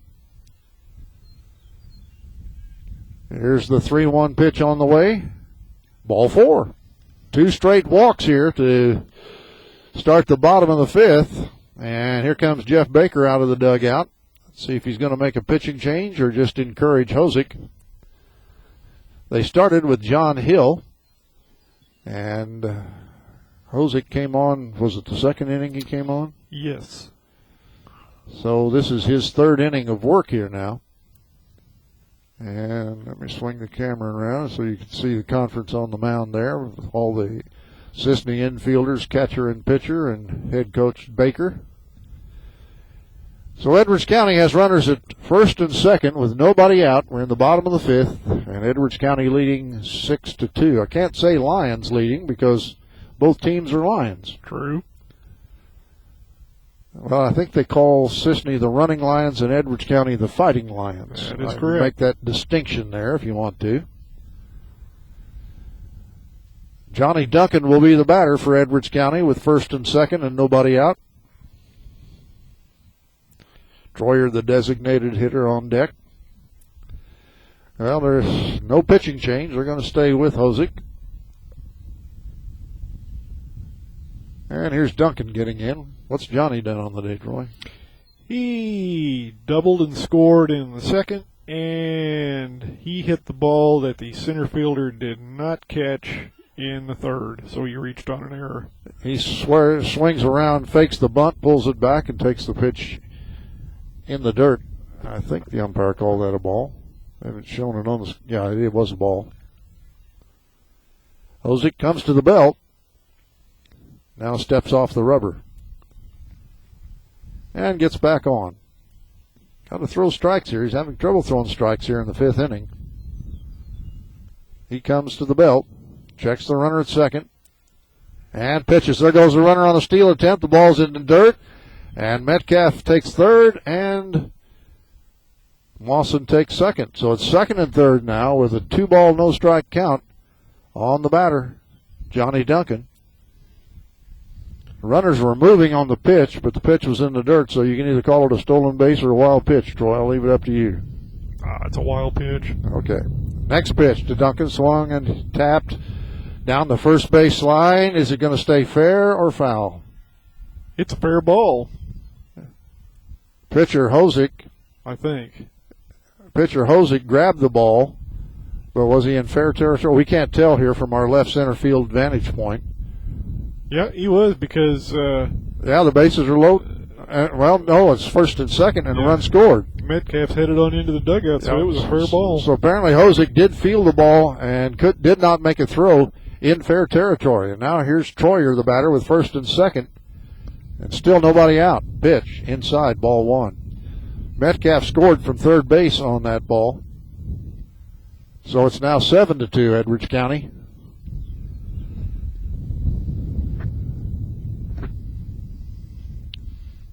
Hosick pitches. Ball hit in the air towards center field. Center fielder going back, makes the catch. Runners tag up. And the throw into third base is not in time. So Mawson slides into third base, and Duncan holds on at first base. That's an RBI fly there for Troyer to drive in the eighth run of the... Oh, wait a minute. No, they run Mawson did not score. Yeah, that's right. So now we have one out. And this is Etheridge batting here. Shouldn't be Etheridge. No, it's TJ. Yeah, TJ batting. And there's a steal down there at second. Yeah, okay. So now we got second and third as Duncan steals second base. So Johnny Duncan's at second. Eli Mawson's at third. Nobody out. 1 strike count on Smurden, the catcher. Here's the pitch. And a breaking ball misses high for ball one. 1 ball, 1 strike. 7-2, Edwards County to score here in the bottom of the fifth. Here's Hosick's pitch. Breaking pitch right in there for a call strike. 1 ball, 2 strike count now on the batter, Smurden. Thompson, the 9th place hitter, waits on deck for Edwards County. Next pitch is high for ball 2. 2-2 count with 1 out. Here's the next delivery. Swing and a ball tapped foul down the third base line. Fielded by Baker, the head coach for Cisne.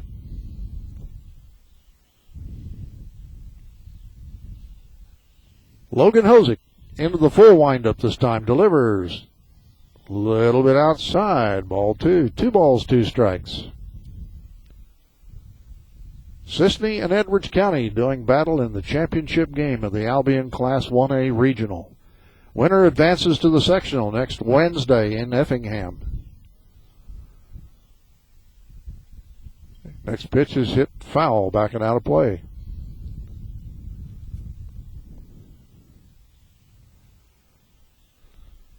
Well, we got to get the Cardinals back on the winning track today, Troy. Yes, definitely do. Lost 2 in a row. That's bad. They're playing this afternoon or tonight? 6 o'clock tonight, sir. Pitch on the way. That's in the dirt. And that's ball 4. So there goes Smurden down to first base, and now we've got the bases loaded again for Edwards County. And Thompson, the left fielder, will stand in. What's Trent done today? He has tapped one back to the mound, and he has a base hit. 1 for 2 on the day. Bottom of the 5th inning, Edwards County 7, Cisne 2. Pitch from Hosick. Call strike, outside corner. And we got a courtesy runner down there for TJ. Okay, we'll try to pick up. Is that Knockmoose? Joel Knockmoose? So. It looks like him from this distance. Pitch on the way, and a bunt right out there in front of the plate. They throw to first base. In time for the put out there, but the run scores. Nice bunt by Trent Thompson to drive in the run. That's a sacrifice. Right. That makes the second out of the inning. But now that makes the score 8-2, Edwards County. Nice bunt by Trent Thompson right out there at the plate, but far enough away from the plate that the play had to go to first base rather than to the plate. Exactly. So here's the leadoff hitter, Tyler Etheridge, with 2 outs. Runners at second and third. That is Joel Knockmoose, the runner, at second base as a courtesy for catcher Smurden. And that's Duncan, the runner at third. That pitch was a ball. 1 ball, no strikes. To Tyler Etheridge, pitch. That's way outside, ball 2.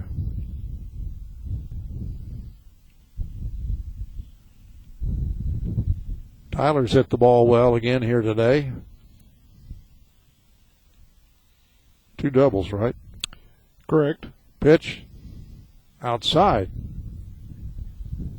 3-0 the count with 2 outs. Let's see if Coach Duncan lets Tyler hit away here. Here comes the delivery. That's in the dirt, ball 4. So even if he had the green light, pitch was not anywhere near anything to swing at. And here comes Baker out of the dugout again to talk to his pitcher and infielders. And we're going to get another conference on the pitching mound as Matt Stevenson gets ready to come to bat. And Coach Duncan takes that opportunity to walk across the field to talk to his batters-to-be. So to recap the situation, we're in the bottom of the 5th. It's Edwards County 8, Cisne 2 with 2 outs. And the bases still loaded. We have been on second and third. Second and third. Outs. Okay, second and third. All right, that didn't take long. Baker goes back to the dugout. No change.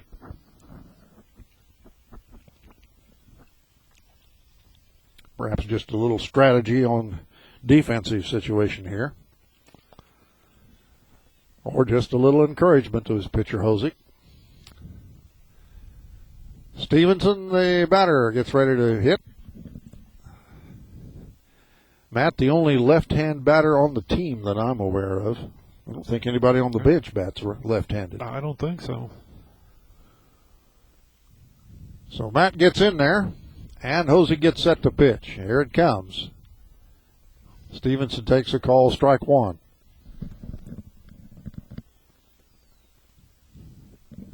Keenan Bailey's on deck for Edwards County. Next pitch. Ball hit on the ground, foul down the first base side.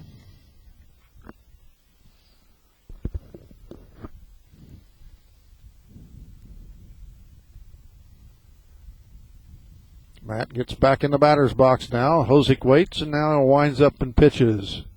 Ball hit on the ground into center field, right through the middle. 1 runner's in, and there goes Knockmoose to the plate. He's going to score easily, and Stevenson gets a 2 RBI single, making it now 10-2 Edwards County. That ball was hit right up the middle, Troy. No chance for the Cisne infielders to make anything. And once again, Baker is out of the dugout. And let's see if he makes a change this time. I got to believe he will this time. Yes, he's taking the ball. Okay, let's see who's going to take the pitching duties now. This will be the 3rd pitcher of the day for Cisne. I think Baker's still trying to make a decision. Either that or he sent somebody to the dugout for a different ball glove. Well, I may not mean anything at all, Dave, but Reeder headed for the dugout like maybe he's going to take his equipment off and pitch. That's a different catcher coming out there now. Okay, is that 16? I think so. No, it can't be 16 because we don't have a 16 on the Okay. roster here. All right, the guy coming out to take the ball is number. Turn around for us. Can't see his number here yet. Obscured by some of the Cisne infielders. Number 12. And number 12 is Reeder, the catcher. Yep. Okay, so we do have a different catcher, but we're not going to be able to tell you right now who that is. I think he came off the bench because there's no chance anybody could have went to the dugout and put on that equipment Not that ahead fast. of time. Not that fast. So I think probably Coach Baker had already made up his mind he was going to make a change here pretty quick and had somebody on the bench start getting the catching gear on. But coming into the pitch now for Cisne is Jacob Ryder. I think I said Reeder a little while ago, but it's Ryder. And he'll be the third pitcher for Cisne. And he comes on here now in the bottom of the fifth inning with 2 outs, and the score now Edwards County 10 and Cisne 2. I think that's the only change in the Cisne defense. Except for figuring out, Where unless they just took Hosick out of the game. But Yeah, I I wouldn't think so. I wouldn't think so. I would think Logan would stay in there somewhere. Let's see. I think he went to second base again. I mean, my lineup sheet keeps blowing away here. Yeah, Hosick went back to second base, and I wonder if Hosselton, Jesse Hosselton, who had been at second base, has moved back to third or gone to the bench. Let's see. We still got Connard at first base, haven't we? Yeah. And Hosick's now at second, and we can't tell who's. I think Hill's still going to be at third. Yeah, John Hill's still going to be at third base, and I think Jaden Hatcher is still going to be at shortstop. But we don't know who the new catcher is yet. From this distance, and with the catching gear on. What was the DH's uniform number? 18 was the Now DH. maybe he came in as the new catcher. It could be. We'll know when they come around to bat, yeah. I guess. All right, let's see. What do we got here now? Well, we've got 2 outs. We got a new left fielder, 26. Okay, 26 is. Well, let me look there in a minute. Let's see, is this Bailey? Yes. All right. Keenan Bailey batting with runners at first and second. Pitch is a called strike. Yeah, 26 is playing left field. Well, guess what, Troy? Oh, yeah, that's Jesse Hosselton is now playing left field. Yep. Pitch is swung on and foul back over the backstop. So Hosselton, who started at third, moved to second, and now is in left field. So possibly Konopasek went to the bench. Yeah, could be. Here's the next delivery. That's a little bit high for ball one. 1 ball, 2 strikes. 2 outs here in the bottom of the fifth. Edwards County leading 10-2. Ryder, the pitcher, delivers in the dirt. Nice stop by the catcher, whoever he is now.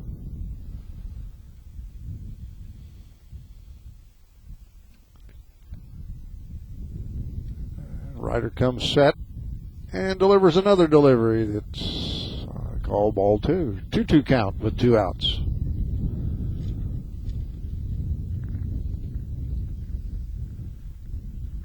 We're in the bottom of the fifth here. Lions batting with a 10-2 lead.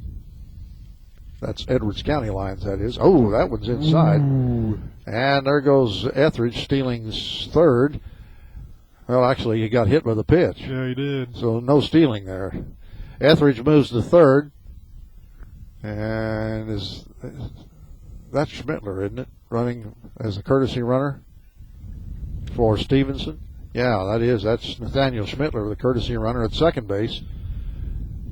And Bailey's the runner at first base. And here's Metcalf, who has a home run earlier in the ball game. That pitch is in the dirt for a ball. And he is the 10th batter this inning. So the Lions of Edwards County have batted around. Cisne with our second pitcher of the inning and third of the ball game so far. Delivery on the way, swing and a miss. Actually foul back to the screen. 1-1 count. Keep your eye on that catcher, Troy. Maybe when he turns around, we'll get a number on him. If the catching straps don't obscure the number. Here's the delivery. Ooh, did that hit him? Close. It was close. That would have driven in a run because the bases are loaded. But Metcalf apparently avoided it. 2-1 count. Here's Ryder's next delivery. Swing and a miss. That evens up the count. Cherokee went for a high, hard one and missed it.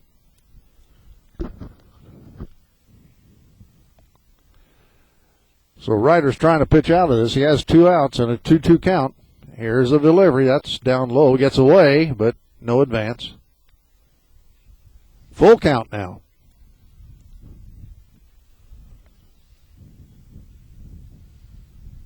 Cisne outfield playing straight away for Metcalf, who hits with power.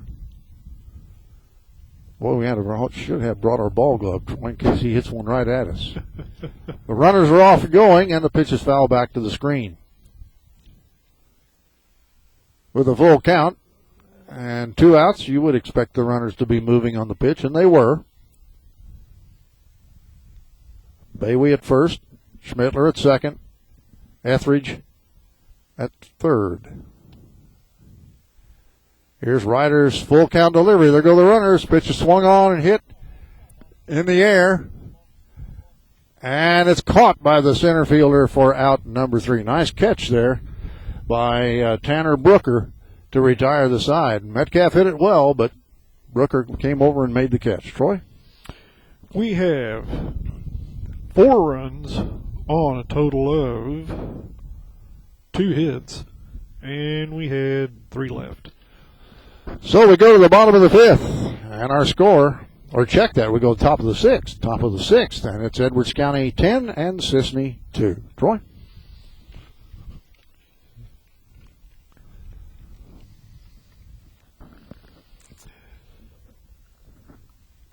Dwayne and Leanne Lear of Lear Electric in Albion. For electrical service you can depend on, call Dwayne Lear at 446-3166. Audra Spear and Kinsey cheering for Bobby Brake. Travis Thompson of Simply Seconds in Grayville. John and Pat Anderson cheering for Bobby Brake from Jacksonville, Florida. The Merbarger family, Lonnie, Valerie, Sadie, Hallie, and Anna. Dana and Carrie Mawson, parents of Eli Mawson. David and Kim Cullison. Earl and Judy Loudermilk, grandparents of Olivia Loudermilk. John and Denise Duncan. Brian and Sonia Schenkel, Edwards County Superintendent of Schools David Cowger, Mike and Kristen Spear of Spear Construction Company, Eddie and Lila Fuchs, and David and Lisa Mathis. At the same time, we are playing this baseball game here in Albion. The Edwards County Lady Lions softball team is playing in the regional championship at Bridgeport, and they are facing the Oblong Lady Panthers, and whoever wins that game will advance to the sectional next Tuesday at Odin, Illinois. So if the Lady Lions win that one, Troy, we can go cover them Tuesday. Yeah. All right, who's going to lead it off for Cisne? We are Ryder, followed by Hosick and Connard. Okay. Ryder, who is now the pitcher, bats for the first time here in the 6th inning. Not for the first time in the game. Pitches down low and outside. Ball 1 from Matt Stevenson, who's gone all the way here today for Edwards County. Now here comes the next pitch on the way, and swing and a foul back to the screen. 1 ball, 1 strike. So if we get to a 7th inning, Troy, it'll be interesting to see if Metcalf comes on to pitch the last inning or if Coach Duncan goes with Stevenson all the way.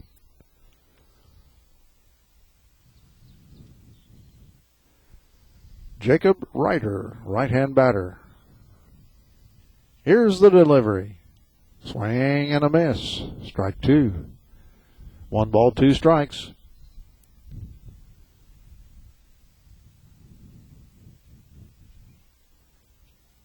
Nice breeze blowing in here from left field towards home plate. Here's the next pitch. Ground ball to shortstop break. He fields the ball on a backhand, throws to first base. not in time. So Ryder legs it out for an infield hit. And with a runner at first and nobody out, that brings up their cleanup hitter, Logan Hosick, who started at second, pitched 3 innings, and now is back at second base. He's their cleanup hitter. Stevenson from the stretch delivers. Down low and inside, ball 1. Several Cisne fans seated in lawn chairs along the third base fence line. Several in the bleachers down that way also. And likewise for Edwards County on the first base side of the field. Good crowd on hand for today's game. With this good weather, you might expect that. Pitch is a call strike. Of course, I know a lot of people on Saturday that are mowing their yards or cleaning the house if they work through the week, taking care of duties that have to be taken care of on Saturday and couldn't make it out here necessarily. Others of you able to watch the game here on the Sports Net. A ball shot into right field. That's a base hit. Etheridge, the right fielder, comes up with it cleanly and fires it back into second baseman Duncan. That's a clean base hit there for Hosick. And so now it's runners at first and second for Cisne with nobody out. And coming up to bat will be Connard, the first baseman.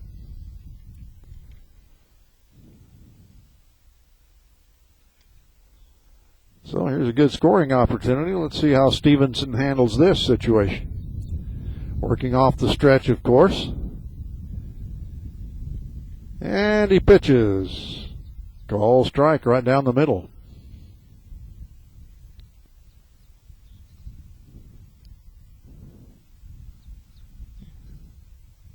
Lions defense setting up here, perhaps for a double play.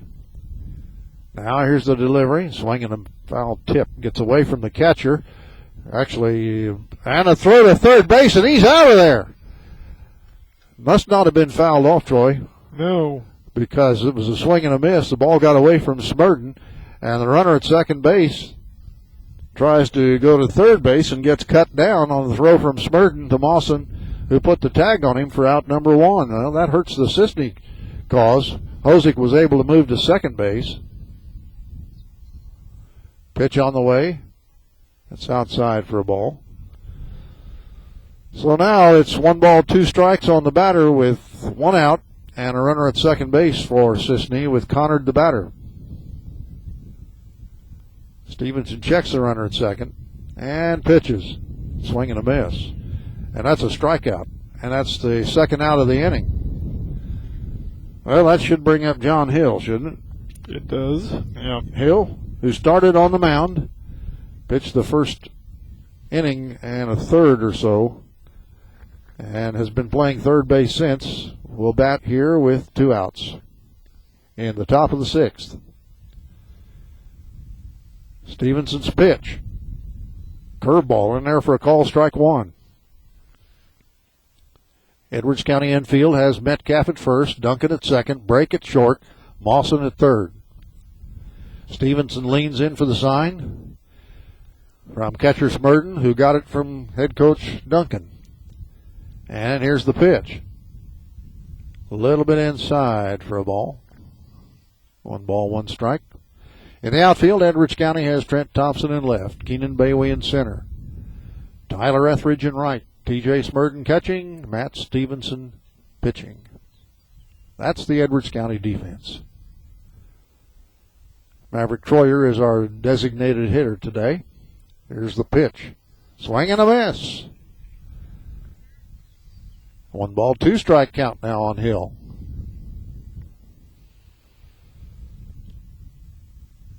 Aaron Hasselton, batter on deck for Cisne. Or wait a minute, that's that catcher that's in there. Is that 15 on him, Troy, on that number? Pitch on the way. Ball hit in the air. That is going to drop in there for a base hit in right field. And the runner has to hold at third base. Hasselton, he did not try to score, or check that. Hosick did not try to score from second base. Stopped at third, so it's first and third now on that base hit. And we're going to get a courtesy runner for Hill. I think or not a you're right. courtesy runner. I think that was 15 is that catcher's number. Okay, 15. Maybe. 15. Guess what? I don't see a 15. How about a 25? 25. I do have a 25. Jaden Brown.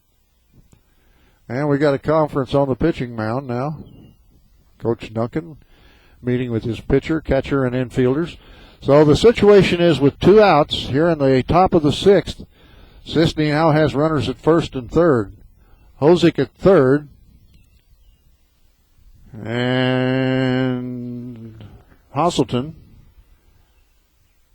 Boy, with 2 outs, you would have thought he would have been off at the crack of the bat. Well, you would think so. I think is that 18? That's a 1 and something. Or is it 18 or 10, Troy, the guy who's coming to bat? 18, I think. But see, I don't have an 18. Yes, I do. Aaron Hasselton. Aaron Hasselton is batting.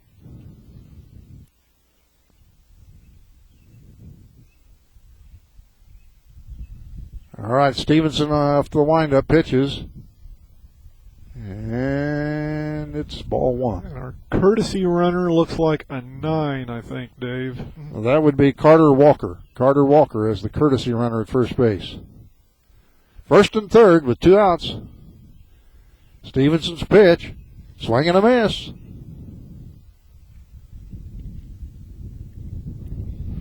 So perhaps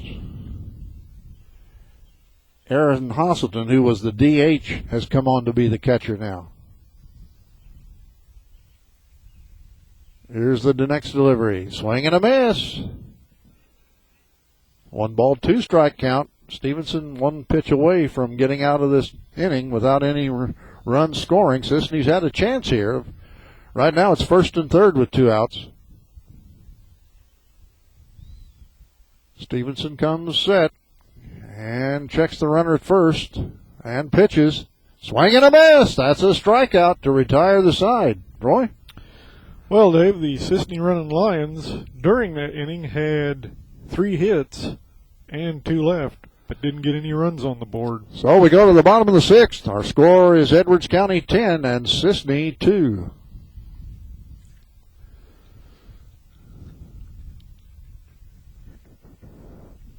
Doug Horton, your country financial agent at 15 South 5th Street in Albion. A financial representative providing insurance, auto, home, and more, and financial services. 618-445-3651. Joe, Kim, and Abby Rivers. JR, Tara, Haley, and JC Bierster. JTK Services, truck and trailer service with a large parts inventory and tires. Located north of Albion on the West Village Road. Dr. Lawrence Spear, Holly and Sam. Spear Chiropractic Clinic on the west side of the Courthouse Square in Albion. Keith, Kayla Avery, and Drew Roosevelt, family of senior softball player Taylor Roosevelt. And don't forget to tell fans who have missed this live broadcast, if they choose so, they can watch the recording of it, because at the same time we're coming your way live over the internet, our broadcast is being recorded on our website. So you can go to the website and click on that game, and it'll come right up on your computer, or it should anyway. It should. Take a drink of water before we start the next inning here, Troy. All right, let's see. Ryder, the pitcher, finishing up his warm-up tosses. 4th pitcher of the day for Cisne. You'd think Mike Matheny was managing this team, wouldn't you? The way he changes pitchers all the time. Sometimes out of necessity. Mm-hmm. But maybe today John Lackey can put a stop to this 2-game losing streak. Well, I hope so. Hey, we've got a new left fielder. Mitchell Levi is now playing left field for Cisne. And I think we still got the same center fielder.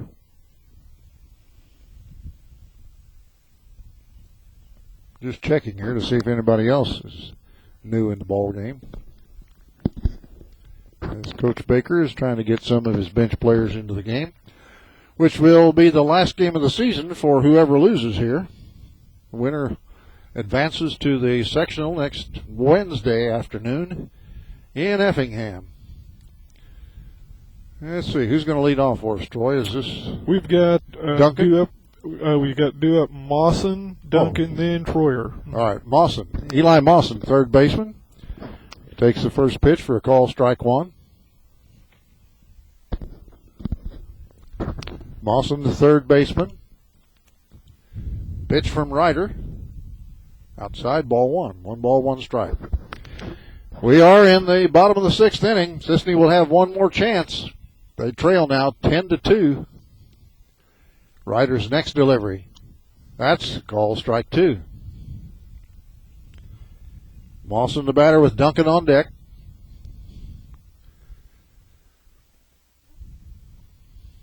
Here comes the next pitch. Strike 3 call. Mawson called out on strikes, out number 1. So Ryder, I should say, gets the strikeout. Well, if Edwards County wins this game and the Lady Lions win their game today up there at Bridgeport, Troy and I will be busy next week again. Lady Lions play Tuesday. The baseball Lions win. Oh, look at that shot in the hole, base hit by Duncan.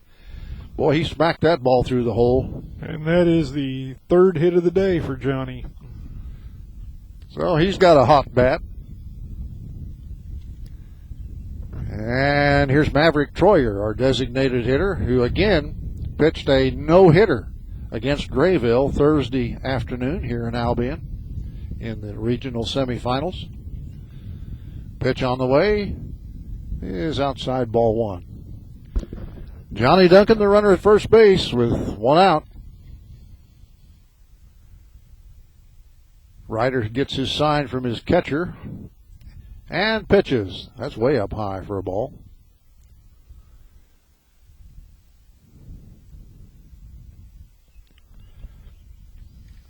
Cisne came in here with a record of 9-13. Now the pitcher steps off the rubber. Edwards County came in 17-7. Next pitch.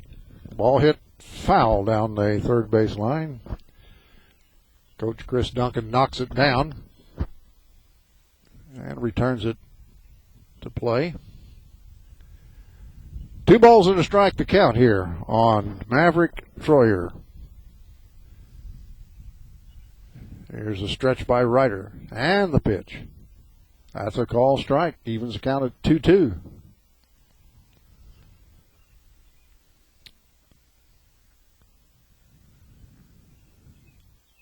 Bright, sunshiny day here in Albion today. Pitch on the way. That's in the dirt. Ball 3. We got a full count now. Just a light breeze blowing from time to time. Pleasant day. Here's the full count pitch on the way. In the dirt. Ball 4.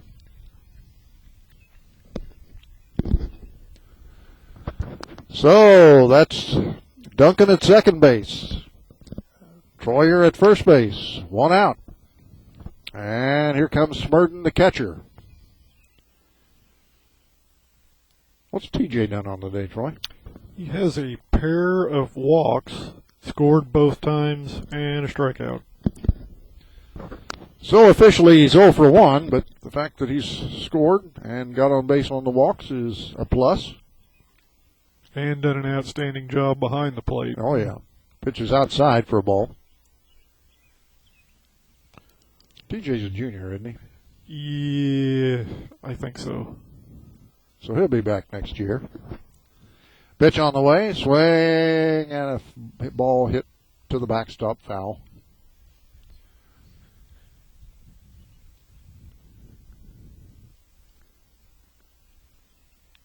Smurden straddling the batter's box there, waiting to get back in. He's back in now.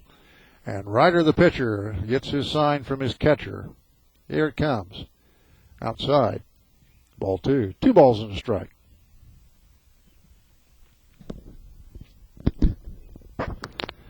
I'm Dave Rigg, Troy Rigg alongside as we bring you Edwards County baseball today. Pitch is outside. Ball 3. 3-1.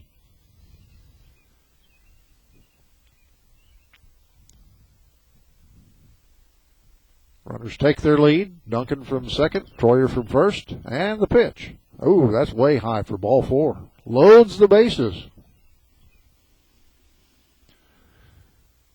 Well, Edwards County already leads by a score of 10-2.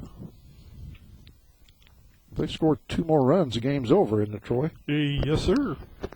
And Coach Baker's out of the dugout. We're going to get another pitching change? If he's got anybody left. And we're going to get a runner. Bobby Brake is coming in to run now for Troyer. Well, maybe not. Let's see how Coach Duncan decides to play it, depending on who's going to pitch here. Yes, we are going to get a pitching change, I think. Okay, while they decide what they're going to do, Troy's going to check some broadcast boosters for us.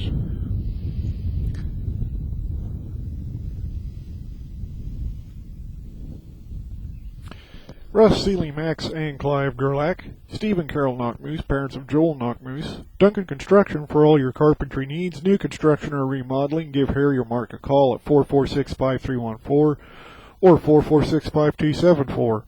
Roger and Rita James, parents of softball player Kaylee James. Les Etheridge, Tyler Etheridge's dad. Gary and Nancy Etheridge, Tyler's grandparents. Dale and Audrey Schmittler, parents of Caitlin and Nathaniel Schmittler. George and Nancy Gerlach, Coach Gerlach's parents. Jason Holfaker, and Dick and Vicki Stevenson, parents of Matt Stevenson. Well, it's Noah Connard, the first baseman, who's coming into pitch now for Cisne. So let's see how that affects the Cisne infield. It doesn't change the outfielders in any way. At least it hasn't yet. But Connard is coming in for first base, so somebody's going to have to go over there. Looks like the catcher's going to remain the same. And the shortstop's going to remain the same. But now the question is, who's going to play first base? I think it's going to be Ryder. Let's see as he turns around here. Give us a number. Number 12 is at third. Oh, well, that's change.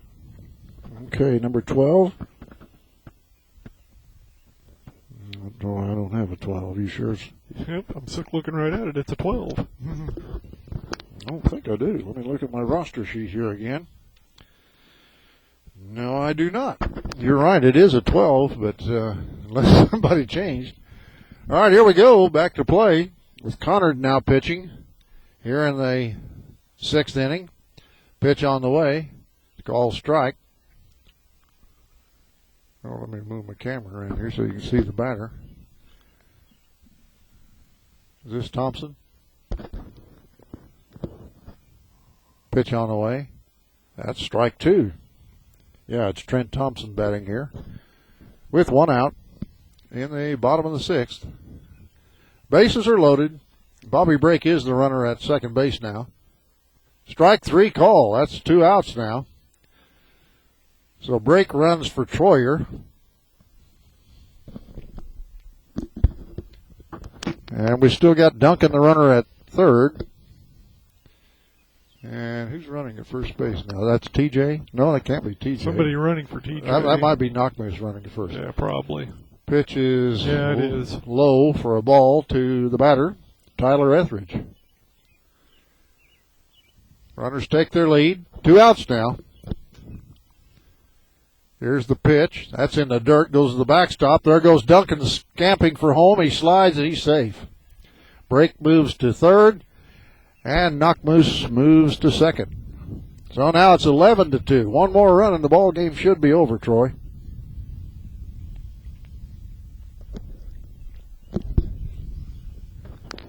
So Connor's really going to have to do some fancy pitching here with 2 outs. And a 2-ball, no-strike count on the batter, Tyler Etheridge, who is a good hitter. Pitch. Up high. Ball 3. Noah Connard, the first baseman, has moved into the pitching mound. Not sure who's playing first base for him now. That pitch is inside, ball 4, and we're back to a bases-loaded situation.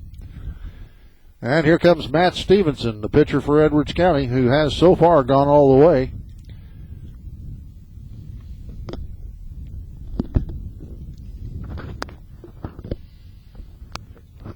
With the fact that Edwards County, if they win this game, will not have to play again till Wednesday, it gives Coach Duncan plenty of time to get Stevenson rest to pitch that game Wednesday if he decides to do so. Pitch is in the dirt, ball one. So Conard, who is, the fifth pitcher of the day, I think so, yes. is having trouble throwing strikes as he has come on in relief here in the sixth inning. He leans in for a sign from his catcher. And the pitch. There's a call strike on the inside corner.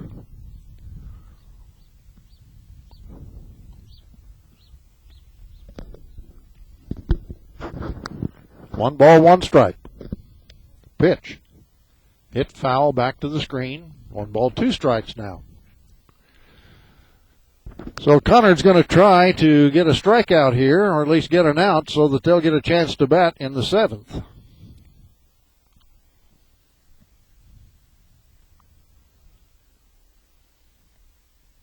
Home plate umpire Bob Edwards gives the hand signal for the count.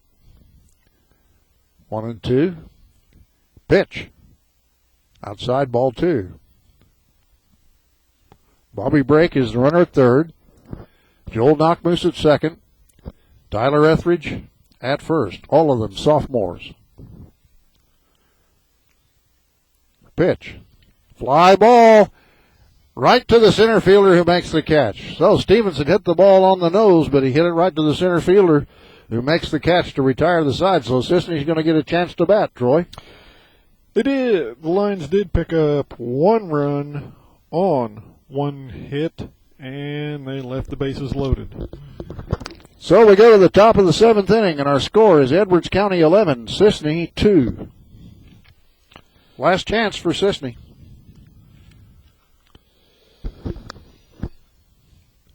Russ Seeley Max and Clive Gerlach, Steve and Carol Knockmoose, parents of Joel Knockmoose, Duncan Construction for all your carpentry needs, new construction or remodeling. Give Harry or Mark a call, 446-5314 or 446-5274. Roger and Rita James, parents of softball player Kaylee James. Les Etheridge, Tyler Etheridge's dad. Gary and Nancy Etheridge, Tyler's grandparents. Dale and Audrey Schmittler, parents of Caitlin and Nathaniel Schmittler. George and Nancy Gerlach, Coach Gerlach's parents. Jason Holfaker, and Dick and Vicki Stevenson, parents of Matt Stevenson. Tell you what, my bottles of water sitting out here in the sun, I'm drinking hot water. Need a tea bag. Yeah, really. Okay. Well, we do have a new pitcher for Edwards County. Let's see here. 15. That's 25, isn't it? Wait. No, it is 15. So it's going to be Baywee. Keenan Baywee's going to pitch the last inning for Edwards County. And Matt's going to left, and Trent is going to center. Okay, yeah. Matt Stevenson, who stands to be the winning pitcher of this ball game. No save opportunity here with an 11-2 lead. But it looks like Keenan Baywee is going to come in from center field to pitch the seventh inning for Edwards County. You can see him there on your screen taking his warm-up tosses. Looks like everything else remains the same. We got Mawson at third, Brake at short, Duncan at second, Metcalf at first, Smurden catching, Stevenson now in left, Thompson moves to center, and Etheridge is still in right field. So that's the Edwards County defense. And who's leading off for Cisne, Troy? The eighth place hitter. Okay, that should be Jesse Hosselton. And here's Baywee's first pitch to him. Swing and a miss, strike one. Last chance for Cisne. They've got to score at least 9 runs to continue this ball game, 10 to win it. Well, no, they wouldn't necessarily win it. Pitch on the way. Pitch outside. 9 to tie, 10 to take the lead. Big order, Troy. Quite a lot. Here's Baywee's next pitch. Swing and a miss, strike two. So it'll be Jesse Hosselton, Blake Atwood, and then the top of the batting order, Tanner Brooker, the 3 scheduled hitters for Cisne.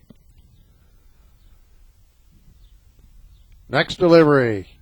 Swing and a miss on a changeup. Boy, he had that batter fishing for that one, Troy. He sure Off did. stride. 1 out.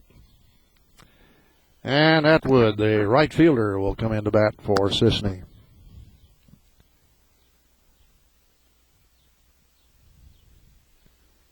Baywee gets his sign, rocks, and pitches. Outside and low, ball one.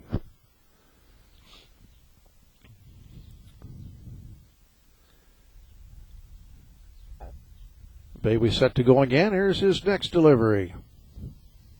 There's a call strike. Good job today, Matt.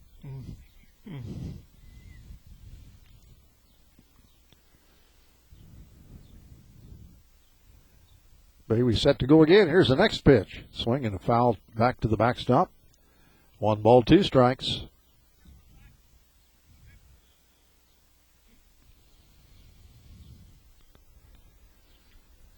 Wednesday afternoon, we'll have to check our tournament schedule there, see who Edwards County could possibly face Wednesday. Pitch. Breaking pitch, misses inside. Ball 2. 2 balls, 2 strikes with 1 out. Top of the 7th inning. 11-2 Edwards County. Here's the next delivery. Swing and a miss. And that's a strikeout. 2 outs, 1 more out. And Edwards County will win their own regional tournament. And this is their leadoff hitter, Tanner Brooker, the center fielder, coming into bat. He's made several catches today in the outfield. He sure has. Here's Bailey's first pitch to him. Swing and a miss on an off-speed breaking pitch. Strike 1. Cisne down to their last batter. And Bailey set to go again. Here it comes. And that's fouled back to the screen. Now they're down to their last strike. Jaden Hatcher hoping that he'll get a chance to bat here with 2 outs and a 2-strike count on the batter. And here comes Bailey's 0-2 pitch. A little bit outside for ball 1.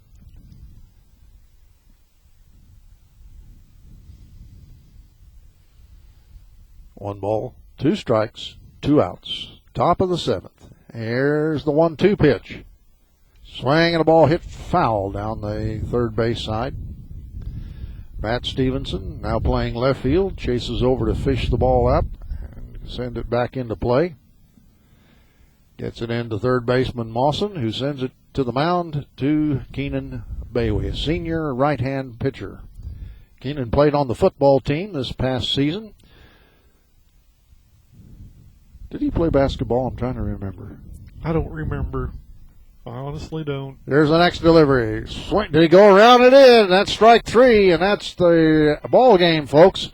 The Edwards County Lions have won their own regional tournament here in Albion at John Keener Memorial Field by a score of 11-2 over the Cisne Running Lions.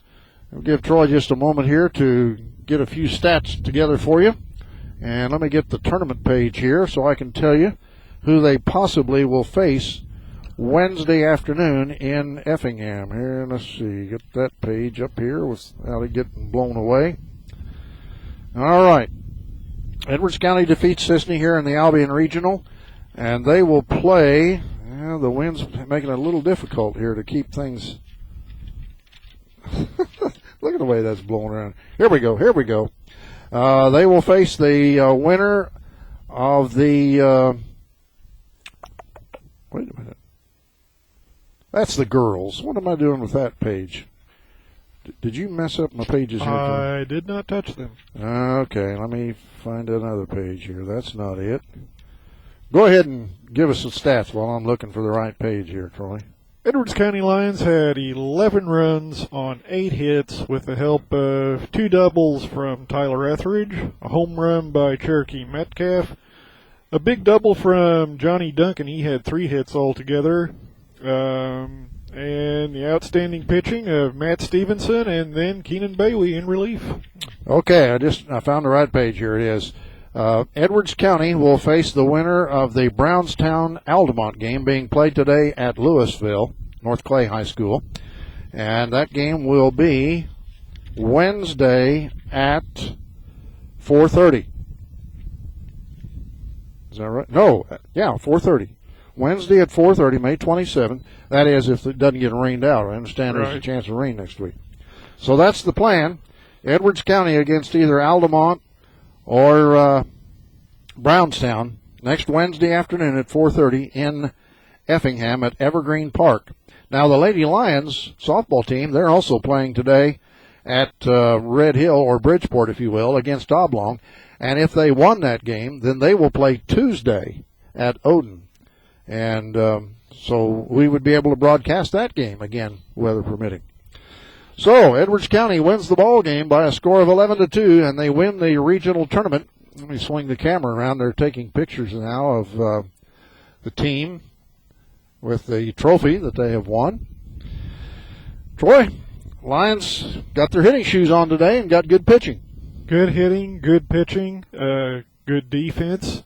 They did everything you need to do to take this regional and head out for Odin.